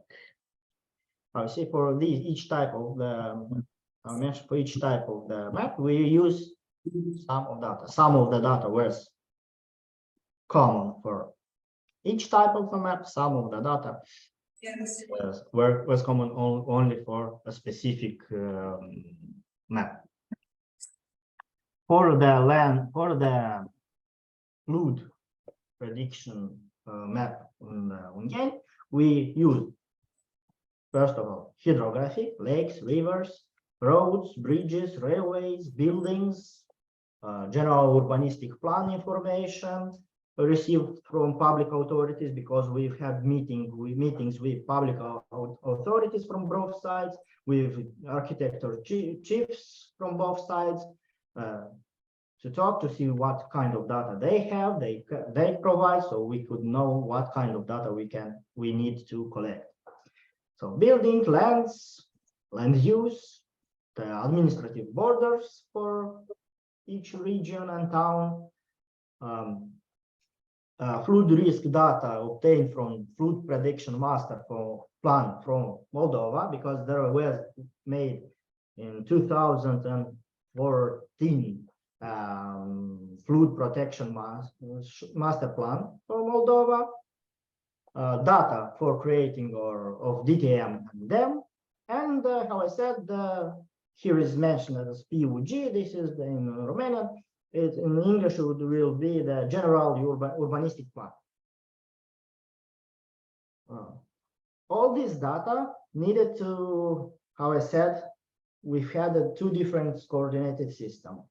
All this data was transferred to VGS 1984, and there is nothing ideal in this world. So we had for sure the topological errors. As a software, we've used ArcGIS.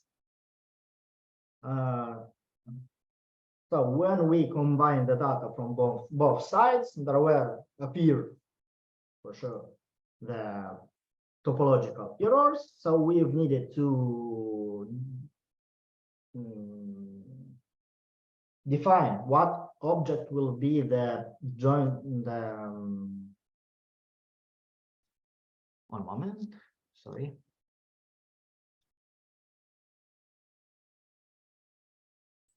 As a common point or a common area that will be taken as the starting point for the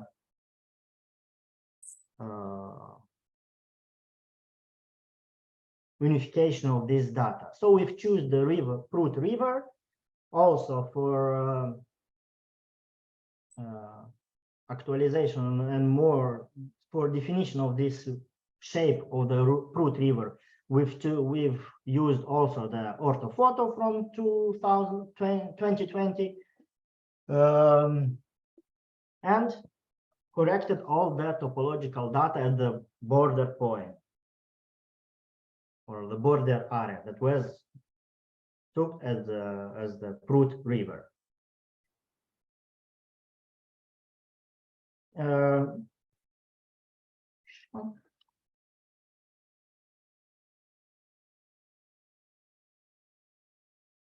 In continuation, I will show some screenshots from working process.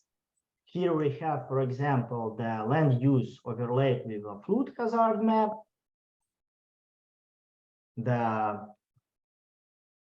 urban plan of Ungheni overlaid also with the hazard map, with the flood map. To the level regarding to the buildings, lands, and so on, we used the last information, actual information from our land agency that we received from them, because they have all information about buildings, lands, and so on. One of my colleagues made it an ArcSen 3D modellation of the overlay of the hazard map with the urban plan, but due to the situation that, how I said, mentioned earlier, that there are this region is in most are hills that are not so high, and the one more, sorry.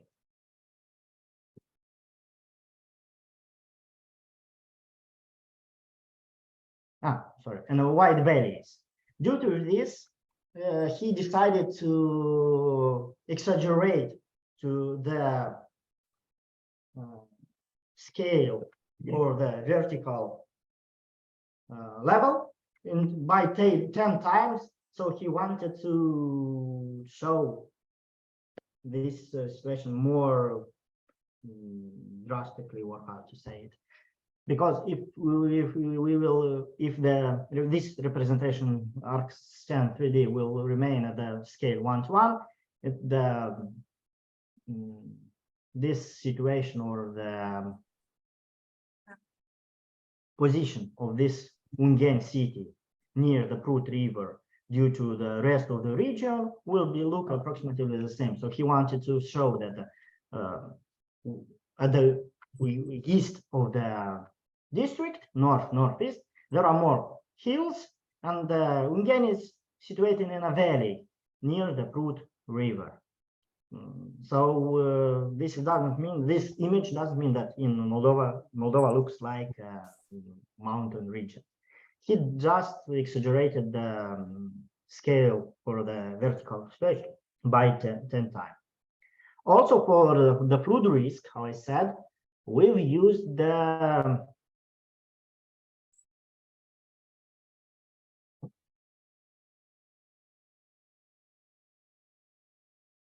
one moment, sorry.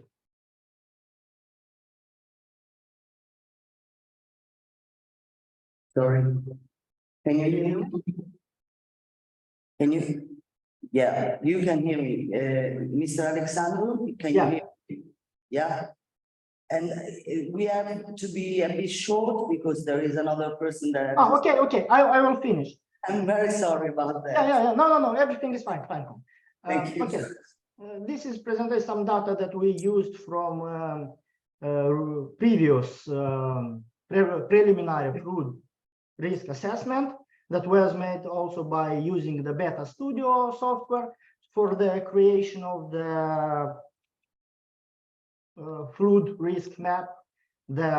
Here is example of using of the LiDAR survey. So the modeling for the flood risk was made for 1%, that flood risk that will be in 100 year, 0.5% in 200 years, and 0.1% in 100 years. So this is, for example, the final flood hazard map, where you can see with the darker blue is the flood hazard risk, high flood hazard risk, and with lighter blue, it is the lower hazard risk. So these probabilities of hazard risk, how I mentioned, was generated for low probability, 1 in 100 year, 1 in 1,000 year, 1 in 100 year, and 1 in 10 years. This is the flood risk map, final flood risk map. So you can see with dark brown, it is the high risk map. Due to the situation that in the near the city there is a big lake. This region between lake and Prut is also situated in high risk region, and this region is it's dense, populated with the houses. With yellow, it's a low risk, and with lighter brown, it's with medium risk. Here we have the analysis for each type of risk, how many constructions, land use, infrastructure roads, and intraviolent part of the city will be affected due for each type of the probability of the risk. How I said, in most I participated the flood risk map, but here I also present you the landslide risk map that were made by our colleagues from Seismic Institute and colleagues from Romania. The earthquake, here we have the level of deterioration of the buildings from 1 to 3. 3 is the highest level of deterioration of the buildings. The city was divided in regions from both sides. And here is the earthquake hazard map for risk of for the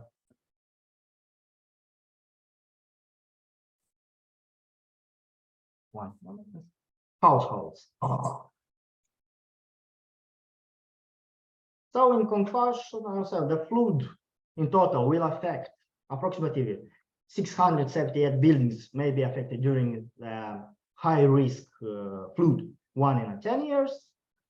Hazard risk map should be included in urban planning. Sometimes you are looking and we are thinking that they don't look to these risks. The cope with possible future flooding events is necessary to the communicate and cooperation with the public. It's necessary to solve the legal foundation of flood hazard and risk map in near future. This is also required mass spreading of this information. Okay. Thank you very much for your attention. Sorry, maybe sometimes I'm always struggling because sometimes I'm forgetting some words in English. Hope Yeah. maybe I didn't presented all the information that in the manner that I wanted, but The voice. interested for you. And Okay, if I speak, I will speak. Okay, if there are no questions, and I want also to say that we have here the director of the National Center of Cartography of Romania. Mr. Alexandru? yeah, Yeah, there is a director in the public. You can see the wave behind. Yeah, she is the director of the National Center of Cartography in Romania. So you spoke about that, and here she is. Surprise! Dacă este ceva de întrebat, o să încerc să vă spun eu. Mulțumesc, Alexandru, pentru prezentare și dacă sunt întrebări de la statul lui, să încerc eu inițiativul pe care îl avem, mai ales pe partea de rombos și partea de hartă pe care am pus colegii de la facultatea de la Iași, produsele noastre cartografice. Okay, I discussed about my colleague because it's a short time to debate. If it's necessary to have some questions, I will try to respond because the time for the interaction is short. Tomorrow I will have a presentation about these problems, cadastre and water problems to the borders to Moldova and Romania. And if you have some questions, I will be here to respond. Mulțumesc! Mulțumesc și dumneavoastră pentru Thank you very much. Thank you. Say hi. Very much. I wish you a good day, and also I'm glad to see you, and I want to thank you for good cooperation in the past, now in present, and maybe good cooperation in future. Thank you. Thanks. Thank you. Bye-bye. Bye. Bye-bye. Thank you. Okay.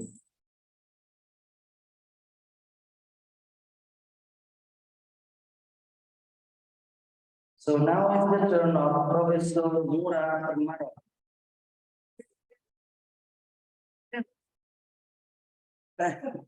Aiuto.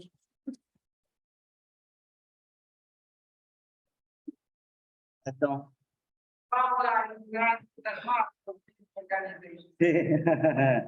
We should have, I would, but, okay. Je voulais ouvrir, mais j'ouvre d'ici, hein.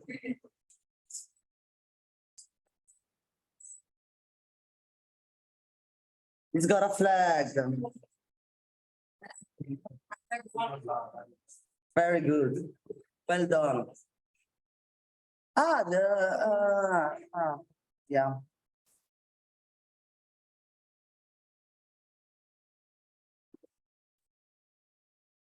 Okay, there you go.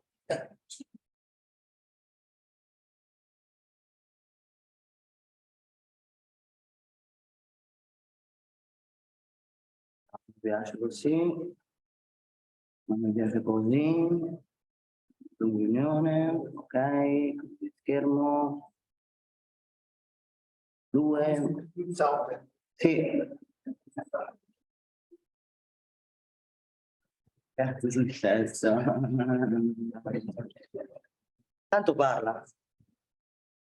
Introduce yourself. If you want.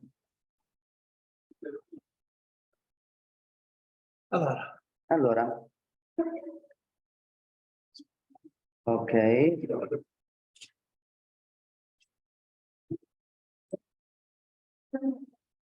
Un peu plus. Il y a une douzaine de présentations. Je vais ouvrir seulement celle qu'il nous faut. Parce que sinon, c'est les... Ouais. Non, c'est pas ouvert. C'est bien. Ok.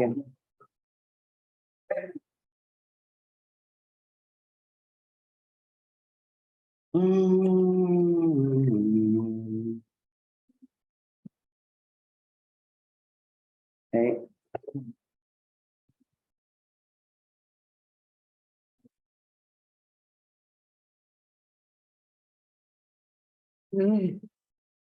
C'est tout.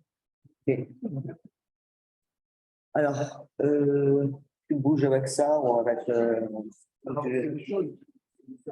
Mais tu peux faire ça. Sinon, tu vas en arrière. Tu veux parler avec le micro ou bien? Pure, moi je dois bouger.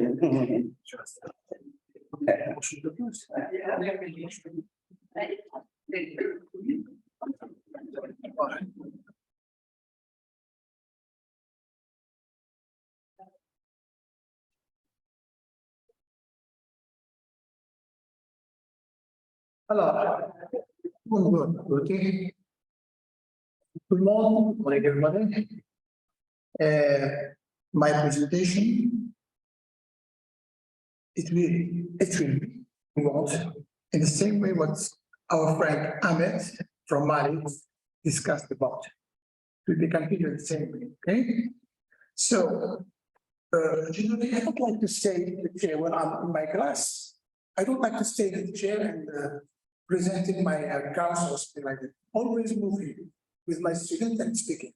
This is what I'm always doing that. Like that, I'm not good. Well, oh, yeah, no problem. I will do it. Yeah. Moi, je bouge tout le temps, je peux pas rester assis sur une chaise. Well, the title of my presentation is the preservation of our people, the preservation of the traditional building system in the Sahara environment as factor of sustainability. As factor of sustainability. And I think this case of study is the North Center of Sahara.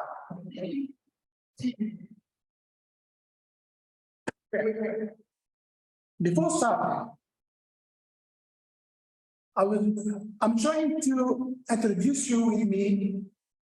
How can we work together just to explain 3 chapters there for showing and class? I'm doing that for 2 years with my students. We are going to talk about theory, urban planning, and architecture. So this is 3 scales. First is theory, first scale is theory, second one is talking about planning, urban areas, as you know, and the last. Here, we can introduce the concept of architecture. So it's not easy to do it. Generally, we work with our students for 2 years, the 4th year and the 5 years. Okay, so I'm going to resume this situation in 13 minutes. It's too hard to do it. It's too hard to do it because there's not a concept explained more and more. But I will be, and I will respect the time that's the organizers give me for 30 minutes maximum. Okay. Well, I'm going to introduce not myself, but my word, of course, by a short movie that you are going to listen. I want the lights. Can you shut that, please?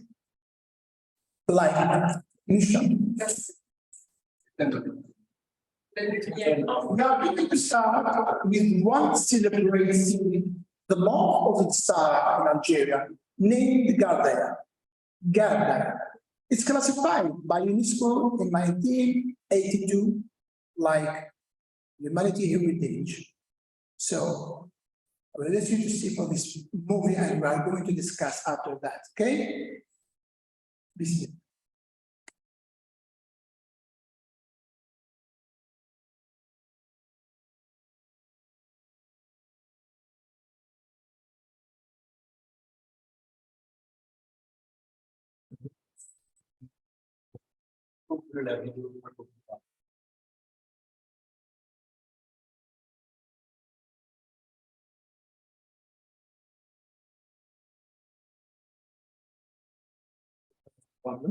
Paula, can you have it?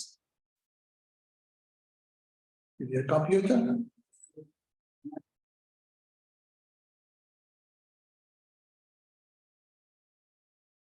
Oh, can you get it's problem with the movie? I can't. You have to access the movie. Oh, it's in the presentation. Yeah, I think it's. Devais le mettre d'un côté, ça c'est un problème. Sure. Celui-là, lequel? This one, Ça? yes. Bien, tu l'as sur Ah. le côté? Voilà, On avait dit de le mettre. amène-moi mon micro, s'il te plaît. Micro portable. Là-bas. Sorry, I will bring the short movie again. Au fond, ils sont. Mange pas. Eh, Je vais les mettre d'un côté.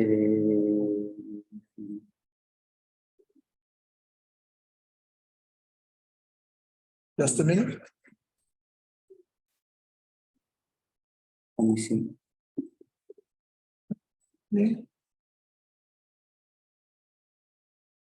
Le copier. On va le présenter à part. On va présenter là. Oui. Ok, tu continues? Non, je vais faire une petite introduction. Ah, On va le ramener. C'est bon, Amira? Ah, c'est bon. Le sac à dos. Il y a le micro, c'est ça.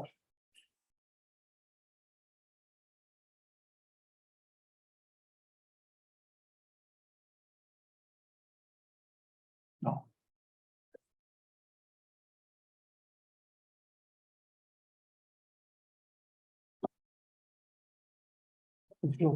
Voilà. Et tu copies ça sur le micro et moi. non, attends, non, ne bouge pas. Comment? Ah, c'est sur ton portable. On va le porter. Ou sinon, je vais reprendre une seconde.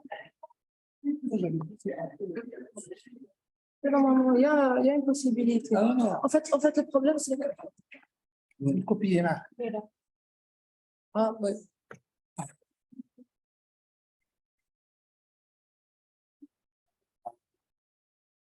Comme. Voilà.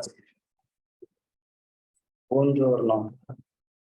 Poi in questo momento siamo in via della comunità.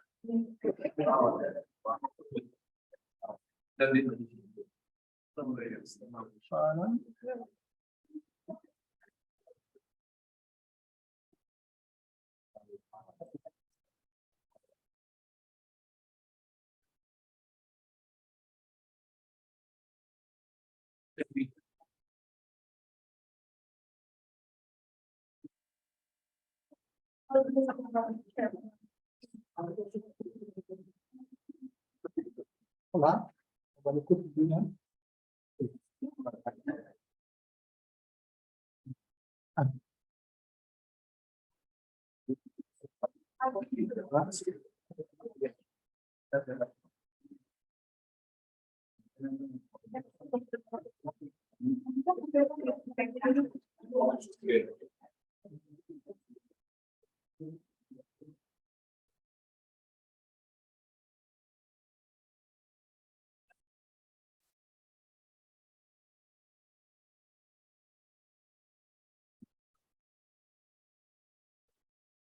Zoom marche pour la salle. I told you I don't know how to play.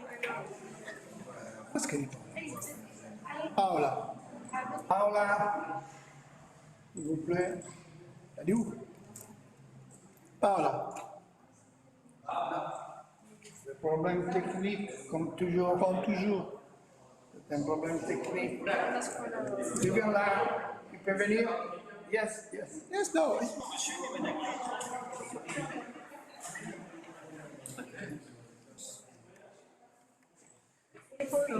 You have the video. Yeah, I have a video. It's here now. We are going to put it inside. Okay.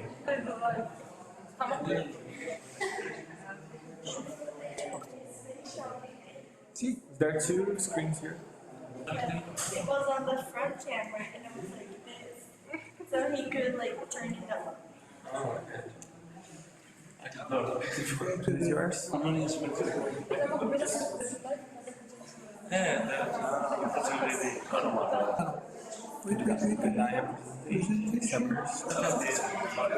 Summer slide,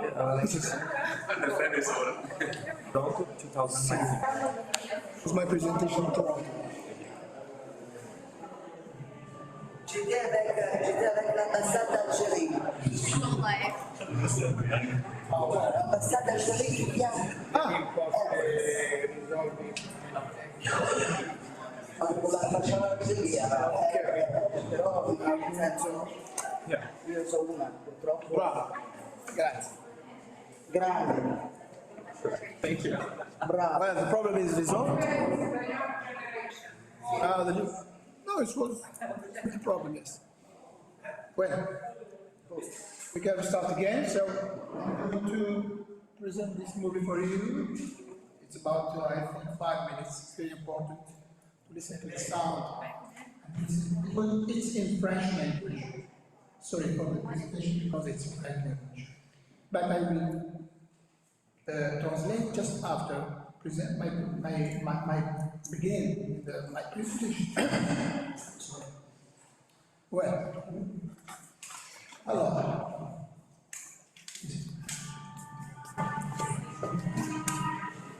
Je suis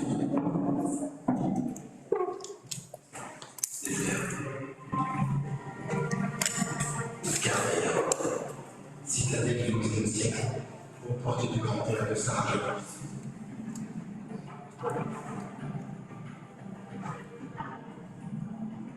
Gardaya est la capitale des 5 cités du Islam.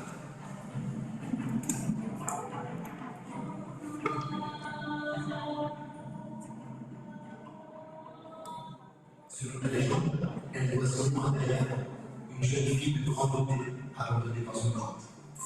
Gardaya veut dire grotte de Daya.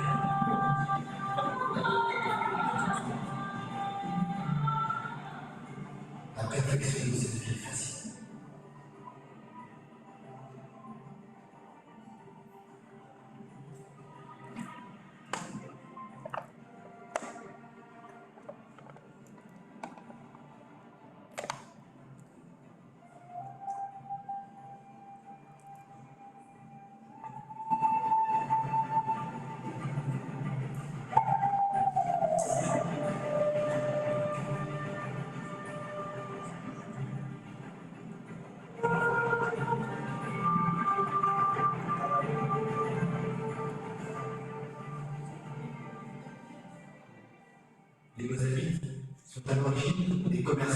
dépositaire d'un discipline rigoriste, très codifié. Autrefois, les jeunes filles ne fréquentaient pas l'école publique avant l'âge de 6 ans, mais recevaient leur éducation dans une école de la communauté. Désormais, l'école est devenue publique et obligatoire pour tous, même au cœur du désert. Une extraordinaire unité, la vie surplombe une femme centenaire qui fournit fruits, légumes et fraîcheur pendant les grandes chaleurs. C'est un îlot de vie au milieu du grand air de Sahara. Le secret de Gardaya, c'est ce vélo. Il a 20 000 ans. Il a mené un extraordinaire savoir-faire en irrigation. Chaque oasis dispose d'un réseau de canaux alimentés par des puits ou par des canaux souterrains, les fogaras.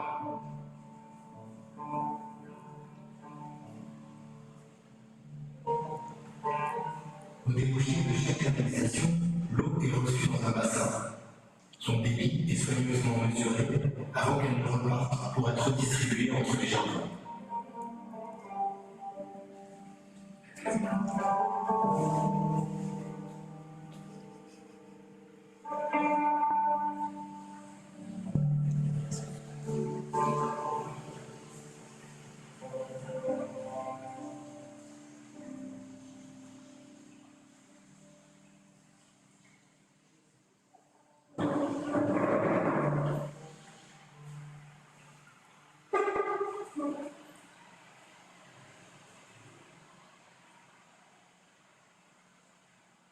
Le partage des eaux est calculé en bois, d'un demi-bois.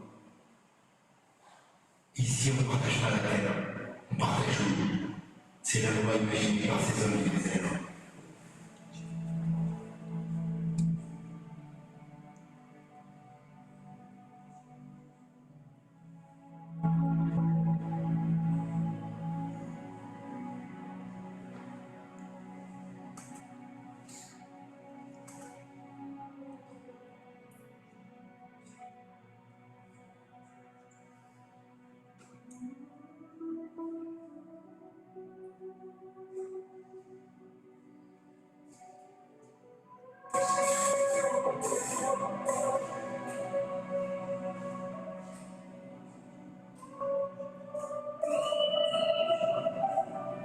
Vivre ici est un pari pour les hommes, pour les bêtes, tous se sont adoptés à leur forme.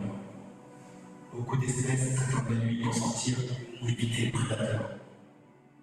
Et pour ceux qui n'ont pas le choix, il faut un incroyable équilibre pour survivre.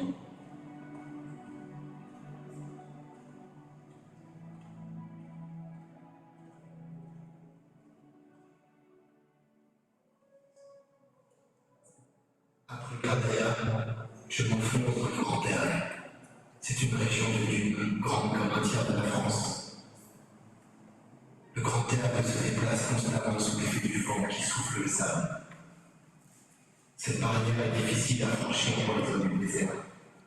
Les caravanes doivent faire la liaison entre les rares points. Le Grand Air a dessiné les routes des hommes et l'emplacement des oasis. Après Gardaya, on doit atteindre à tout prix le Bénin, puis Voilà, donc I will stop here because it's a long movie. It's very important to see this movie, all this movie, yeah? But time. It's very difficult to see this territory. It's very complicated, yeah? Sorry, I will use this maker, yeah? So. Allez, Maroc. Super. S'il vous plaît.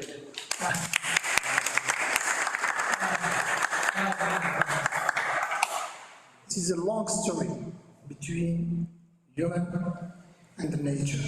That's what I showed you now. But I prefer to present it first the territory. I don't want it to enter directly to explain architecture of the desert and go into the city of the desert, but I wanted to introduce all the people here just to have an idea of this territory. It's very hard to live there. But can you imagine that we came from like there? Why? Just in part of this movie. It was in French, of course, I'm going to translate. They said, here we don't share lands, but we need to share water. Point. I will restart. We don't need to share lands because it's huge. There's no problem with lands, it's huge. Only the problem is water, because water is life. If we are thinking to build life here in this area, we need to get water. It is very complicated for us. For example, in north Algeria, there's no problem. Everything is green. We have mountains, we have beaches. No problem. We have horses, we have snow, we have rain, we have sun. But in the south, it's completely different.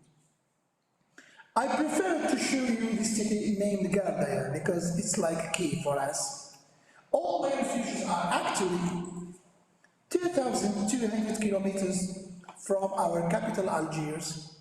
It's named Jad. But I prefer today to present for you another city named Timimun. Timimun, it's local name.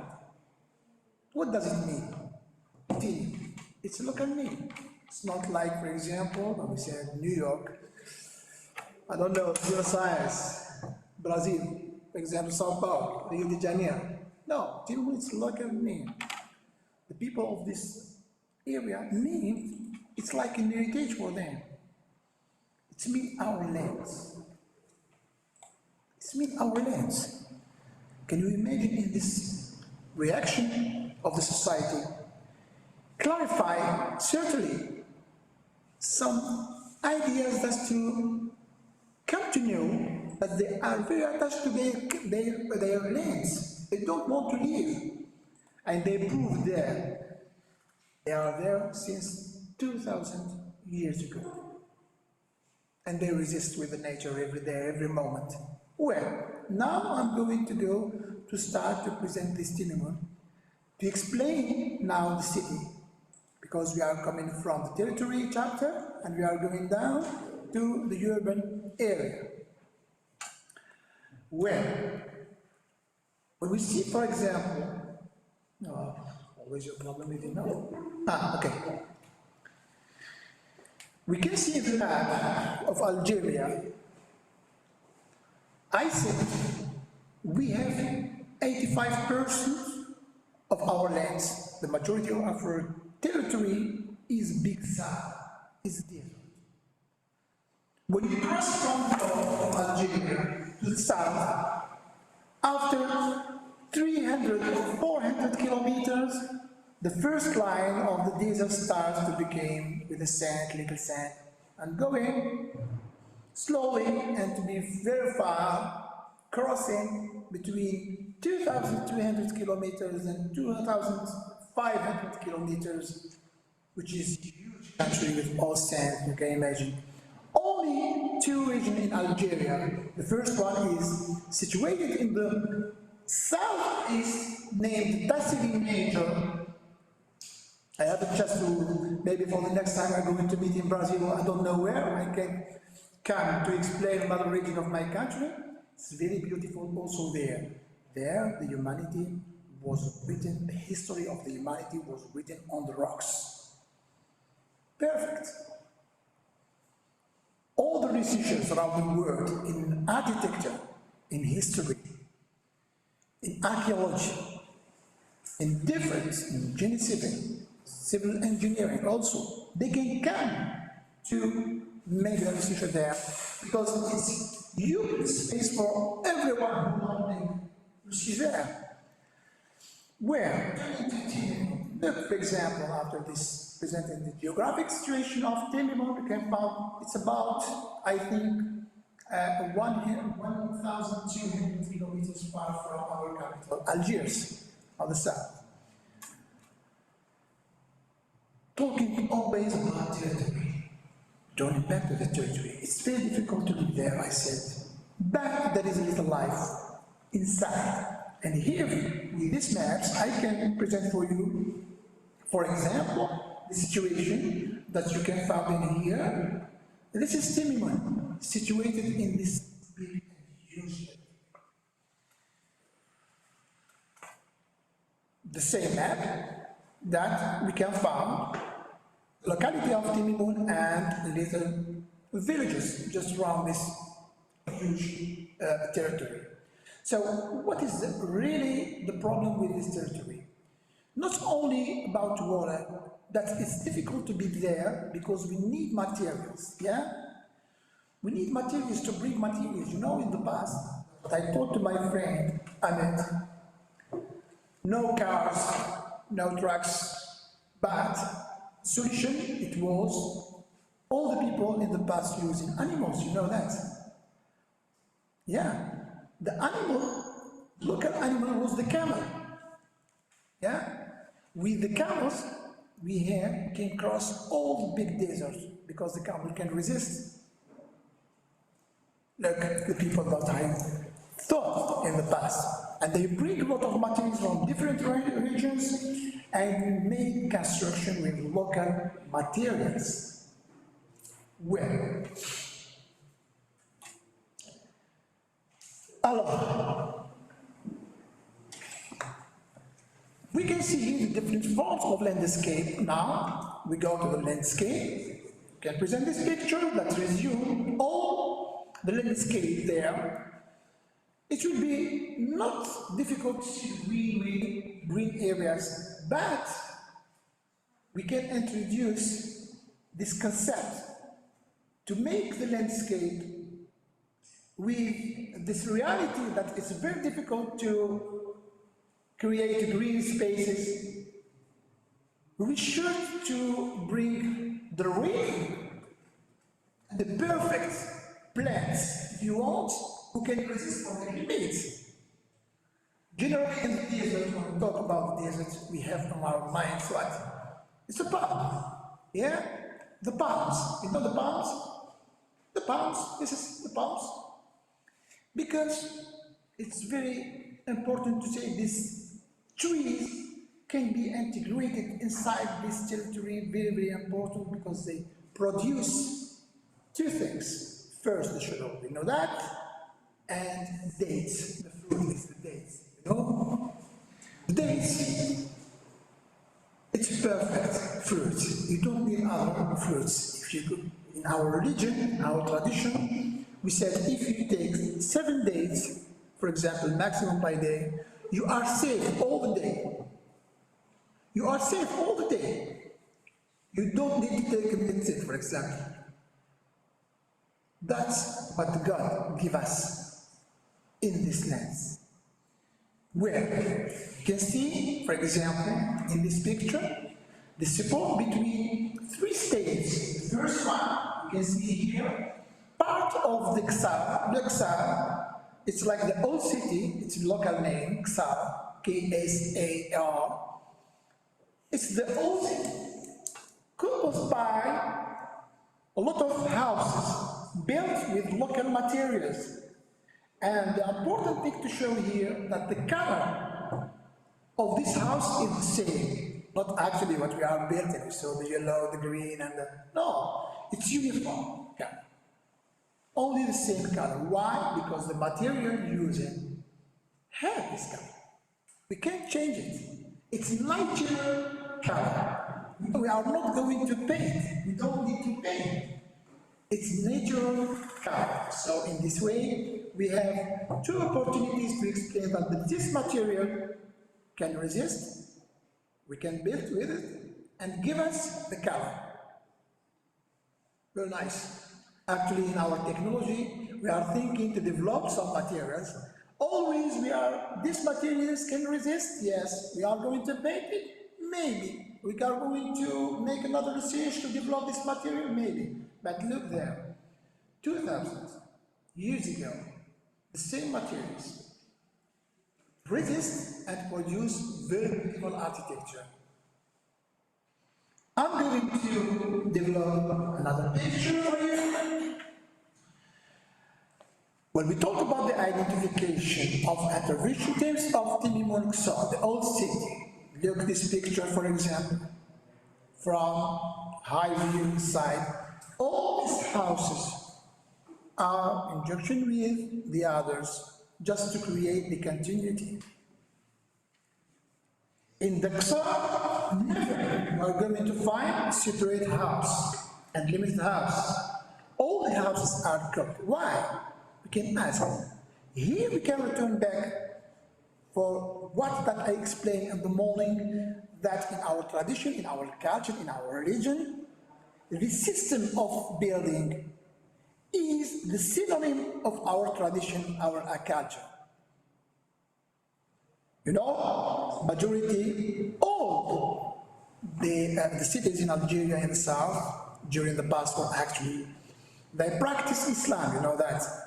And these cities were built with two concepts. The position of the mosque is very important, and the position of the market. Between them, because the market was generally presented like the place, the public place, and all people can meet there and making trades and communicate.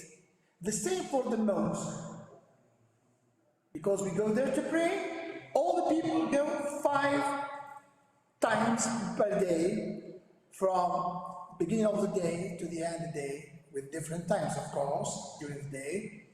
And all the people meet there. So can you imagine this situation, how it will be built to make an influence about of this society? This is what gave on following to these problems of construction, just to create different parts, what it is how can I say? I don't know the concept in English. Like little cities inside the big city. And between them, you can find all these streets inside the city, which are narrow, and we can cross them, not difficult, but in the past there is no, of course, cars. So only the people who can walk, all the animals inside. Well, until now, I'm going slowly, you know why? Because I want to introduce you with me, because there is a lot of things to explain slowly.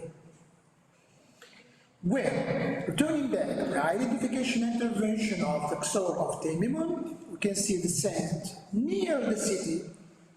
It will be a very high integration between the landscape and the urban area. Look, the same color, same level.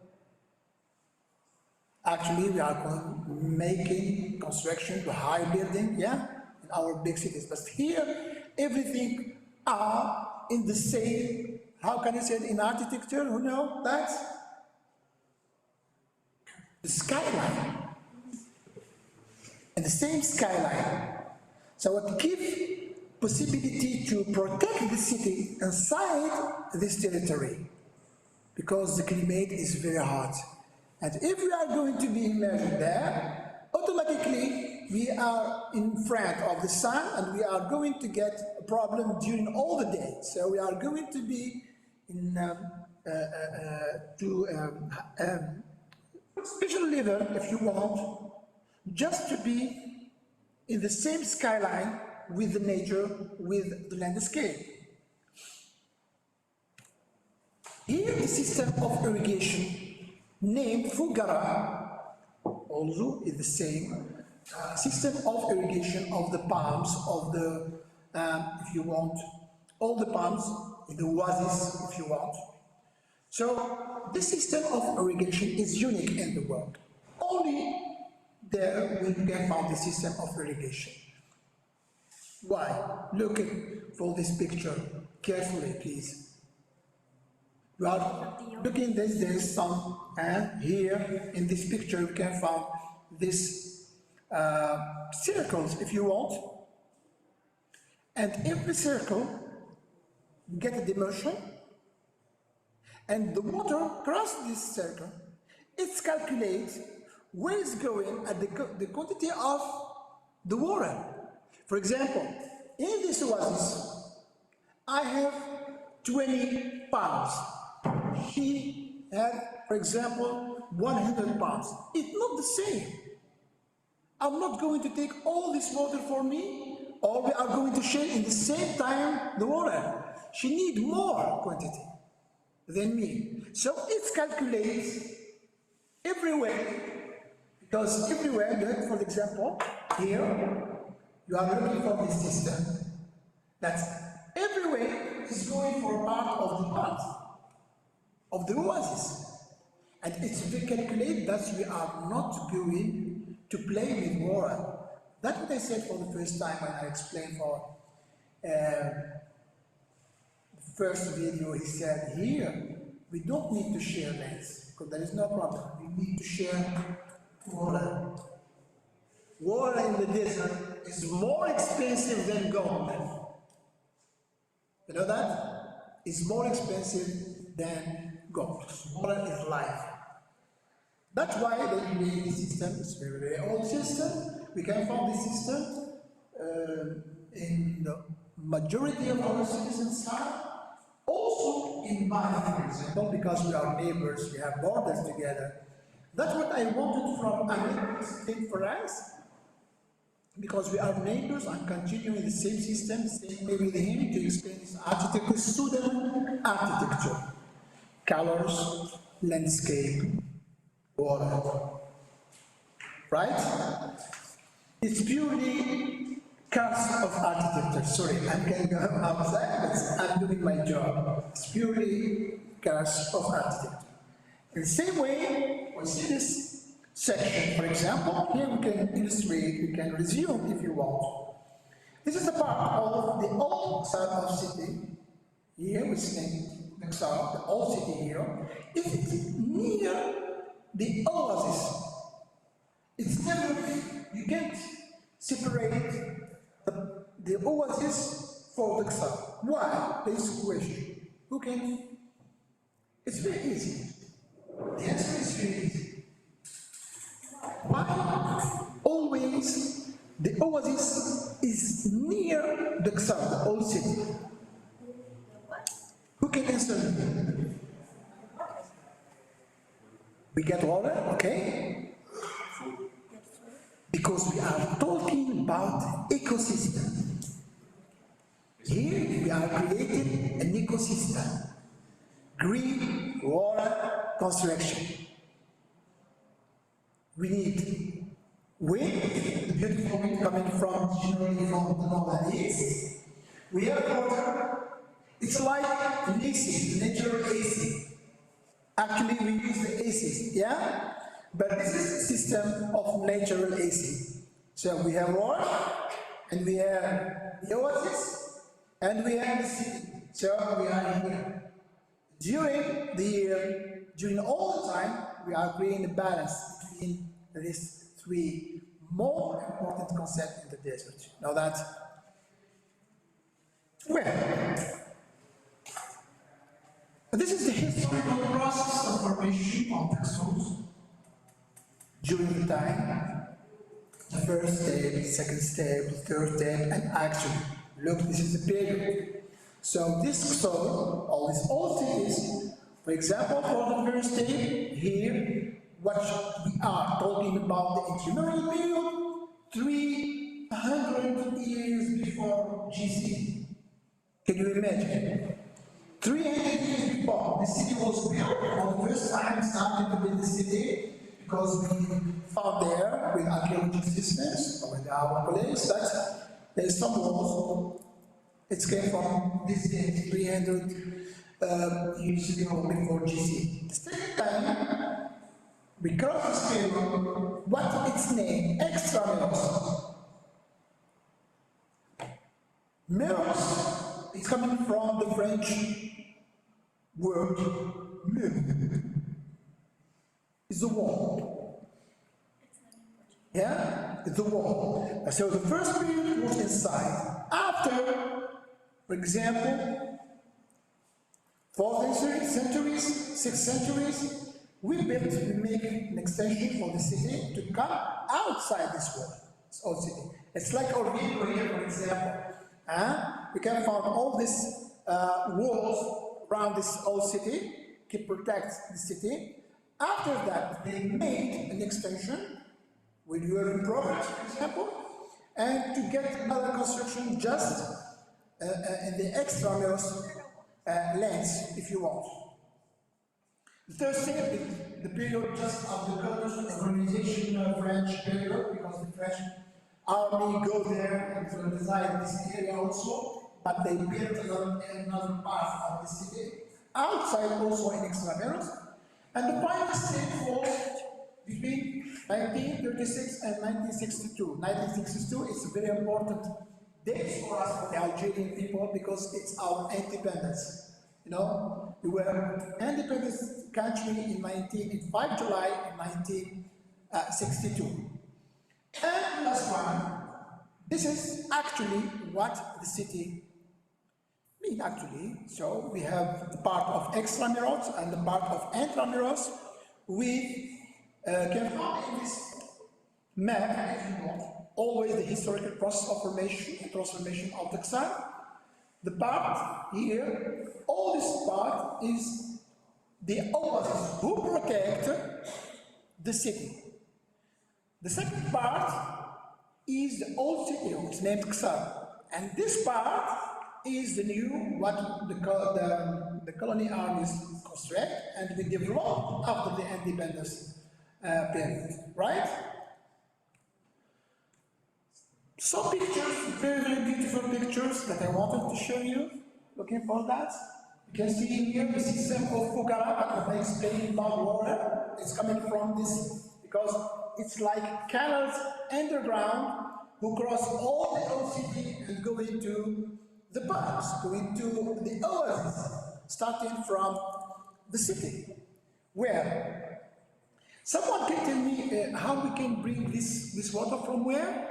It's coming from where? Now we know this water is going to the first to the Ksar, the old city, then to the oasis, yeah? Because the people living there need this water to drink, to do everything, and to take a part to La Fugara, the system Fugara, to make distribution of the water inside the oasis, yeah? But this water coming from where? It's the desert. Do you know sometimes the temperature, for example, between June, July, it be between 50-55 degrees.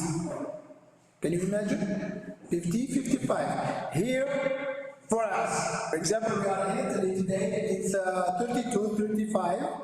C'est oh, calme, c'est très chaud. Huh? Can you imagine there? It's 50-55. Hey, we need water. What are you doing? It's very easy.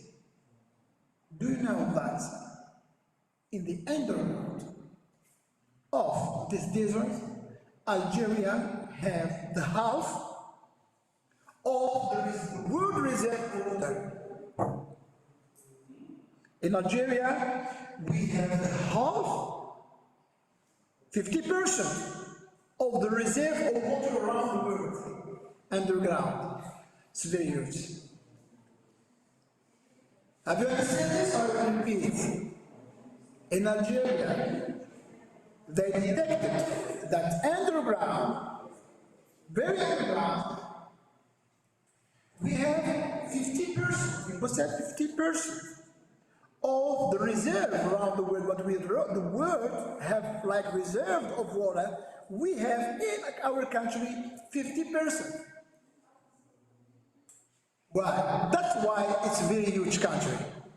It's 2,381,000 kilometers square. Can you imagine? It's very huge. But we have a lot of reserve of water in underground. That's what life continues to be in permanence, if you want, in the south of Algeria. Here we have, for example, in these pictures, I wanted to show you that this beautiful city, which we can be near these walls, who can tell us the real history of this territory. This is a model of an old hotel there, was created in the past, maybe 100 years ago, something like that. It's very beautiful. It was made with local materials. Look for the facade. It's very rich facade with elements, special local elements, using special local materials. Here, we don't need AC. When you are inside, you get the comfort. When you are inside this room, you get the comfort automatically. You don't need AC because the walls were built with local materials, with local techniques, and the historical techniques that the generation take this from the past. Look for this element of decoration, very interesting. Generally in South, we come to some geometrical systems of decoration, in the decoration story, that we need for the triangle. You know the triangle, generally we use the triangle. It's the most element, that's what I found in there, that the most element used to, for example, for the windows, for the doors, for the element of decoration, etc. Why? Because the triangle really geometrical, reduce the quantity of the sun. If we have a circle, it's totally. If we have a square, it's totally. But if we have a triangle, it's reducing. The quantity of the sun, it's reducing.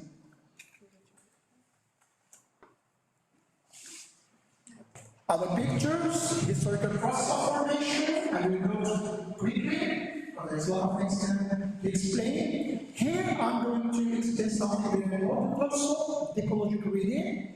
In these two sections, we can identify, if you want, different levels.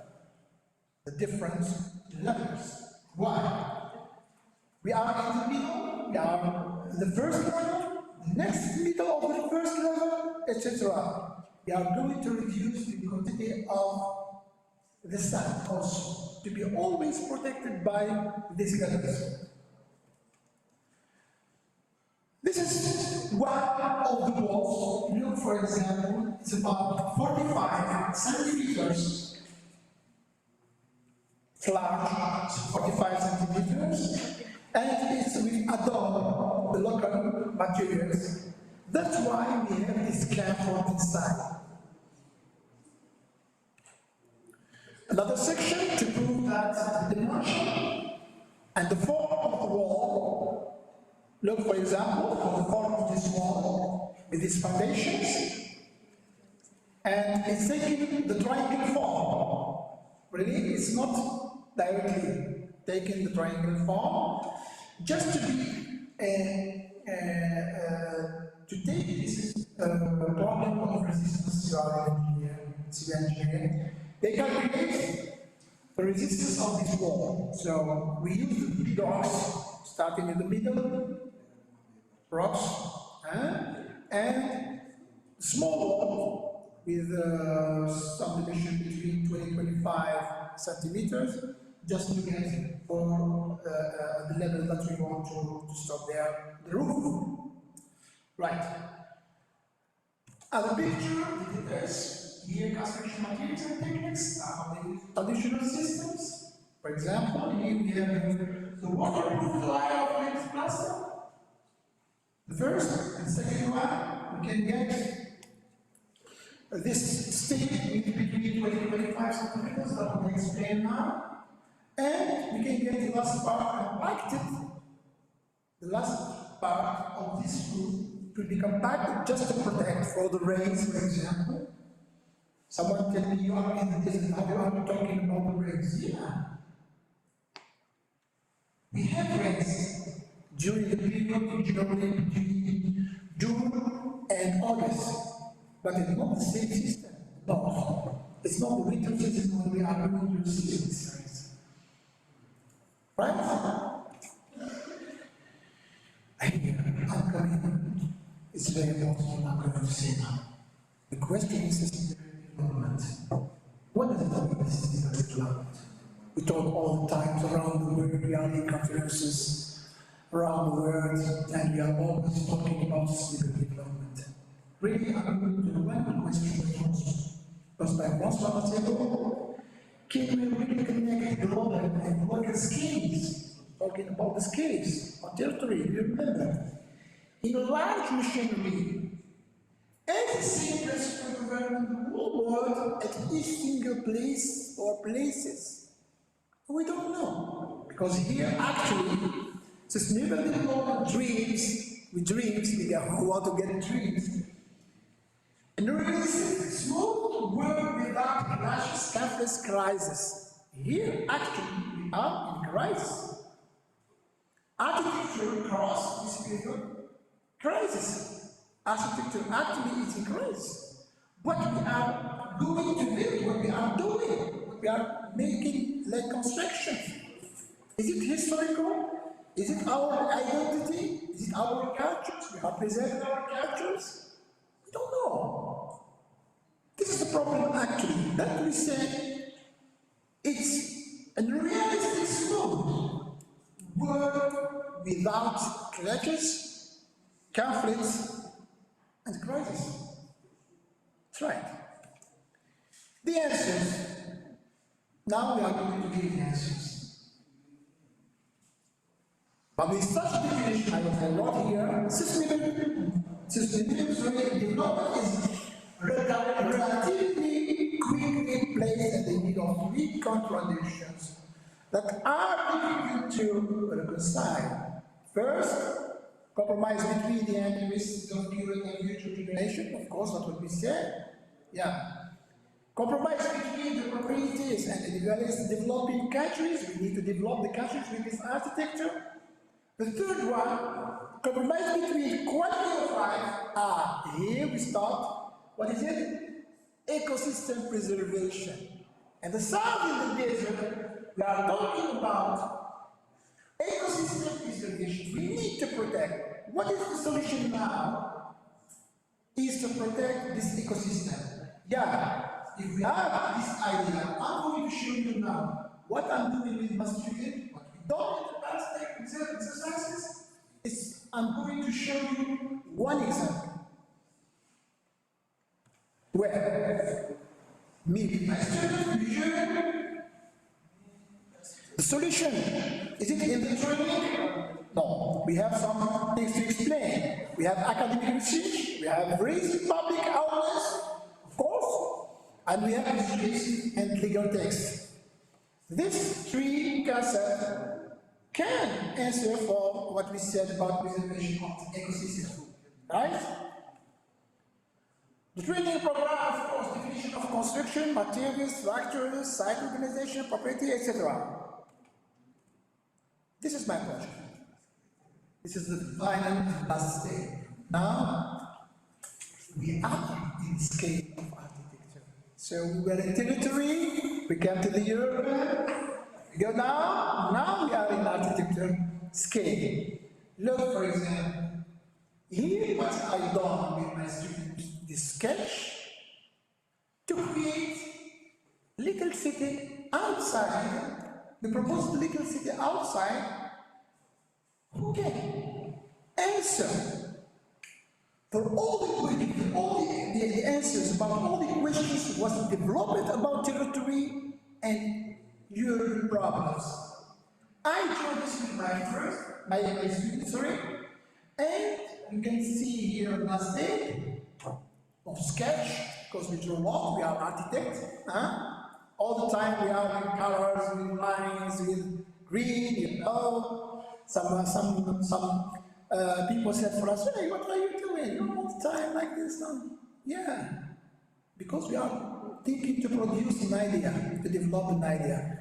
You are going to see the last thing, what we done. This is the project, the final project. Here, we are talking about ecosystem, because everything is green to protect the city, like cycle. We are using oil inside the city, and the city is protected between the oasis and the water. return back to what we said for the first time, for the first model that we explained about the old city, yeah? Sure. This is the last concept of the project in architecture, and this is the project.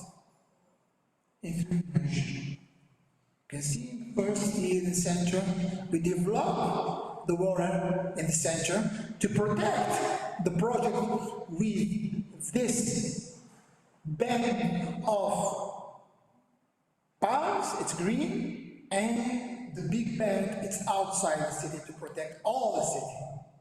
And inside, you can find this model of housing. People can live here, but with the model, new model, not the old model. I think it was the question what I told to my friend Ahmed this morning. We can develop this. Everything is old in the past. We can use this technology actually. Architecture is growing, yeah, and we can develop all this architecture. Some pictures, other pictures of 3D about the spaces inside. We are talking about the functionality, the street, the skyline, the levels, all these concepts we are using now. And this is some sketch also inside that I was drawing and to develop also in 3D of the project. This is me with my student working inside my class. And this is me, and thank you very much for your attention.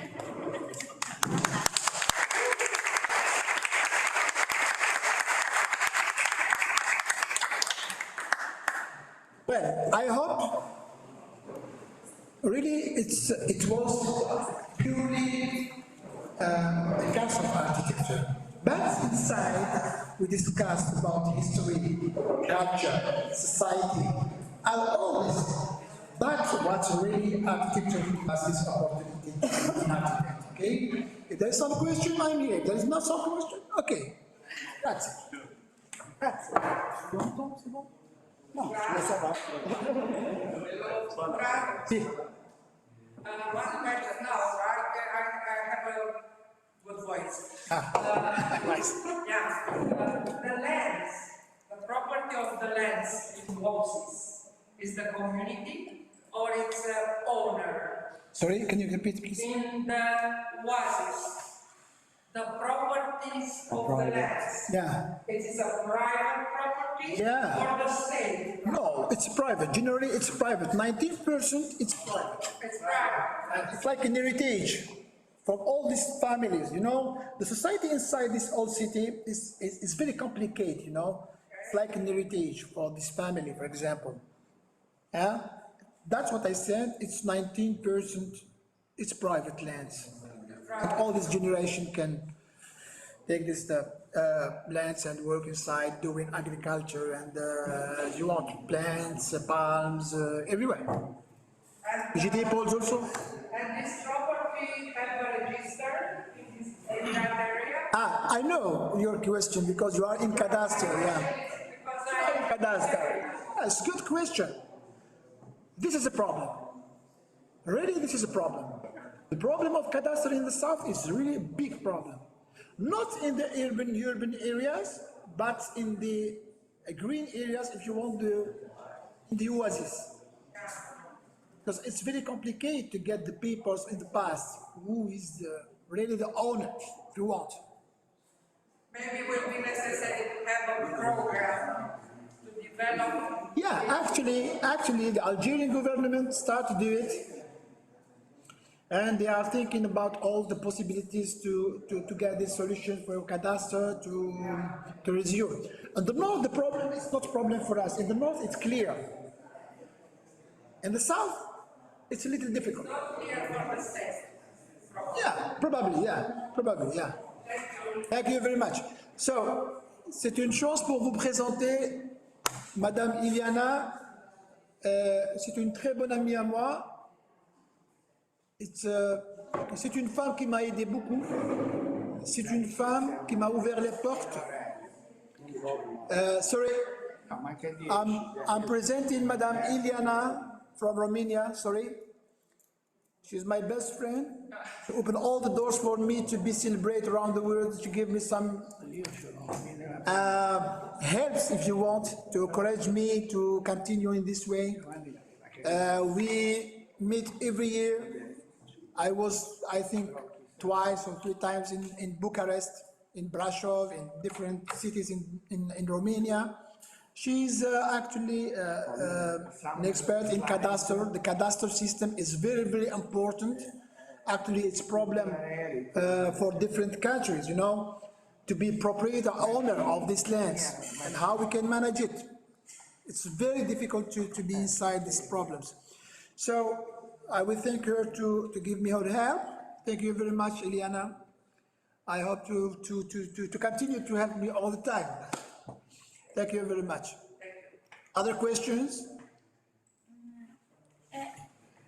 Yeah. I just wanted to say that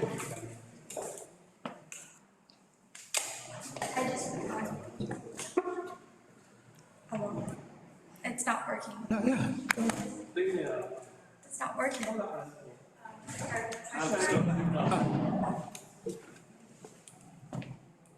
I think it ran out of battery. I just wanted to say that in Brazil, we are looking for alternative ways to building more sustainable things. So in our college, we're taking a class about nature and how we can build without producing more trash. And that alternative that you guys have in Algeria, we studied a similar approach to it, and we also analyze how it's more comfortable for you being in those type of buildings, mostly because we save air conditioning, energy, and also other materials, because in Brazil we use a lot of concrete. You must have heard, of course, of concrete. So it's nice to know that there are countries that are way ahead of us in that type of construction, and that we can learn from them, and also use similar techniques with the materials we have in Brazil, so that we don't have to keep building expensive stuff, importing materials from other countries, and producing even more trash. Thank you very much. Yeah. Grazie. Yeah.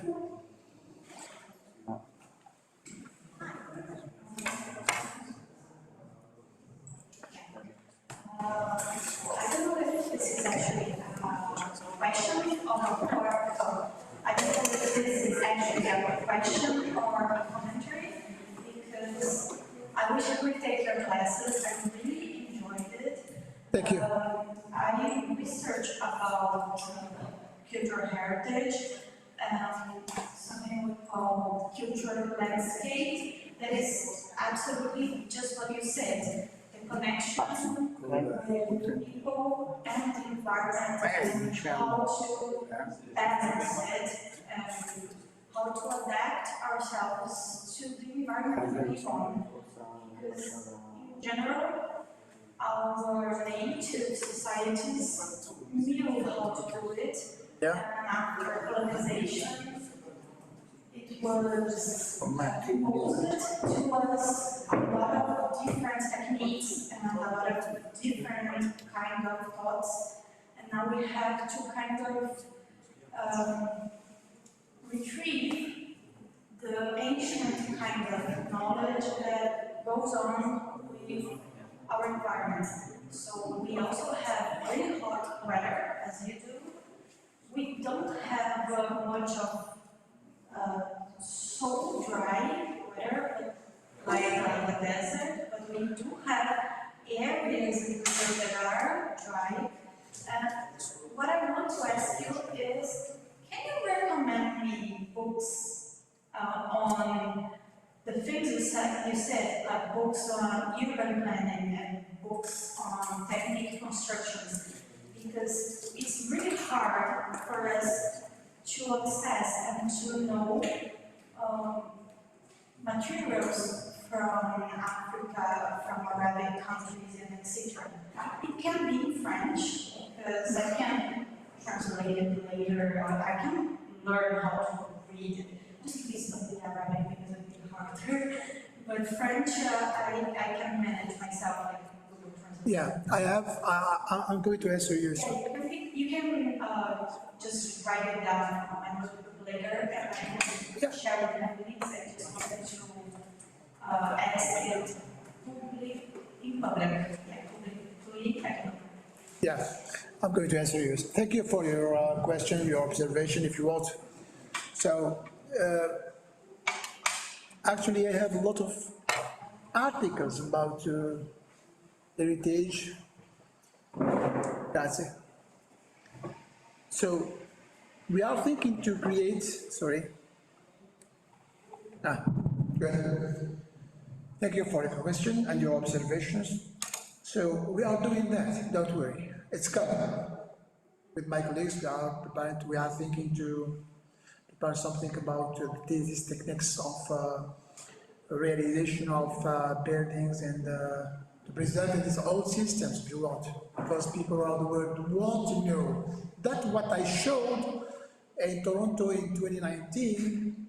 In Ryerson University, I was there, and I explained all these systems, and they asked me the same question. Is it possible to write something for us and just to know? I said yes, because I sent them a lot of articles and they published them. And after that, I will give you the links. You can go inside, you can see all my articles. It's very interesting to preserve that. Actually, we are in world of technology, certainly. So we are using this technology in this way. We can publish, and all these people around the world can go inside, for example, in YouTube or taking the links, and you can read. Yeah, and also because it's usually difficult, because I would first research for it in Portuguese, and I couldn't find. Yeah. Then I would try to research for it in English.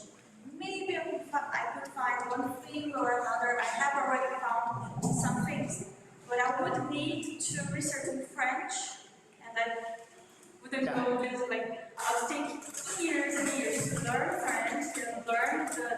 No, the majority of my articles are in English. I'm doing that because I want all the people around the world can read what I'm doing. Certainly, we write in French because it's the second language in Algeria after the Arabic language. But the majority of the articles must be in English, just so that people can take notes and read what we are doing. Thank you very much for your questions. Sorry if we are late for lunch. I know the majority are angry to go to eat now. We have to do the presentation of also. We have presentation of. Sorry about that. So just we have a presentation of enhancement. Then we go to lunch. The presentation of Mr. Mazzini was supposed to be in the afternoon, but it is very hot. Like yesterday, we tried to go in the morning so that we cannot do like up and down with this heat. So we are going to lunch, quick lunch, and directly to the underground.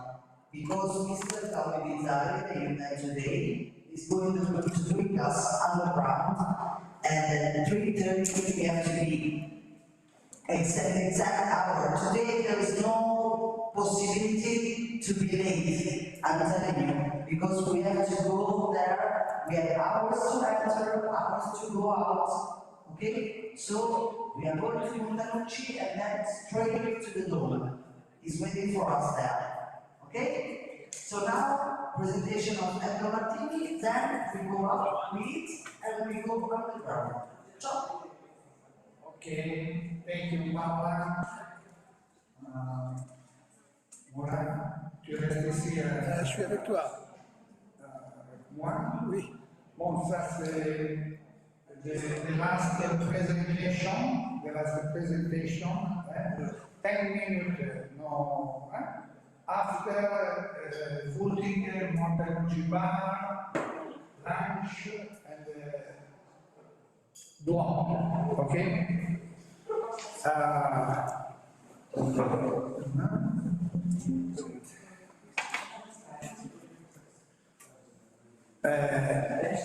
SIGEA is an Italian Society of Environmental Geology. It's a national social association. SIGEA is a multidisciplinary, non-profit national cultural association for the promotion of the role of earth science in the protection of human health and safety, in the safeguarding of the quality of the natural and man-made environment, and in the more responsible use of the territory and its resources. Stop. Finite le pile. No? Oh, pile. Je vais parler avec sans micro, ok? You have in the pen drive the book, non funzionano più i microfoni, finite le pile, penso. Comunque non fa niente, Paola, facciamo senza, no, i due microfoni non funzionano più perché sono finite le pile.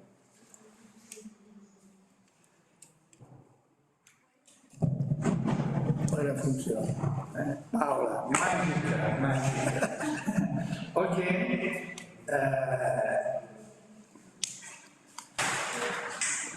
This is the website, SIGEA, the website. You have sections. The section Environment Geology Magazine and supplement, SIGEA series, article for magazine, author publication, SIGEA newsletter, newsletter and monograph and environment geology. In Italian language, no French, no English. You have in the pen drive this book, Geoheritage Protection and Sharing, is in an international congress in Bari, international symposium, the Italian Society of Environmental Geology and the Project Organization. You have GeoCity, this is GeoCity, and this pen drive I have GeoCity, Geological Heritage and Land Use Planning, Geopark, Geotourism, Cooperation and Education. It's a book, a very, very good book. It's very interesting, very interesting. Another book you have in the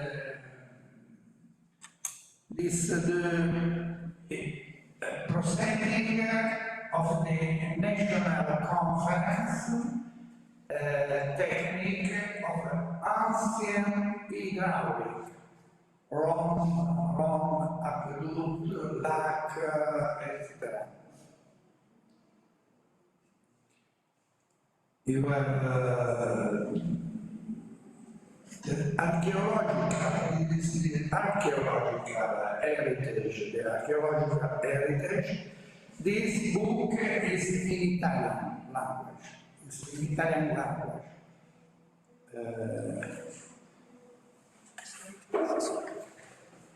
Another publication not only cultural heritage, this is publication on maintenance. My article is in Italian, and it is possible you translate Google Translate a language, English for Italian language. This is no Word document, it is possible to translate. And this is the maintenance.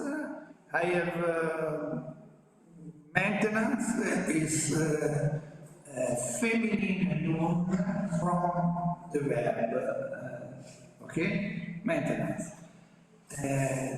This is another publication. You have a small book in Italian, in Italian language. This is my article, drought and the river, of river and the lake in Italy.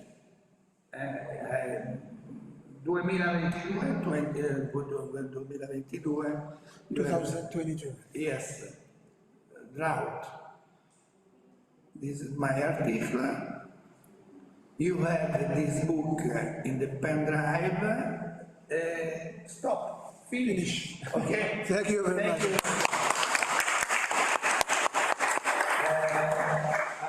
L'ingegnere dopo après je vais lui donner un book, un livre sur le cave. Caves. Ok. Il m'a demandé hier qui. Give you a book about caves. Ok. C'est un book PDF. Trouver beaucoup de choses pour management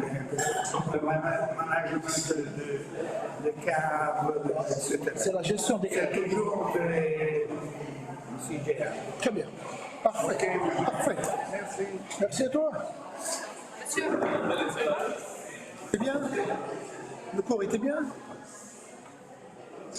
Ah bah, So, we are not coming back here. Okay, we are not coming back here. We are going straight to the bus. So, if you have things here, you have to take them with you. You have a backpack or whatever.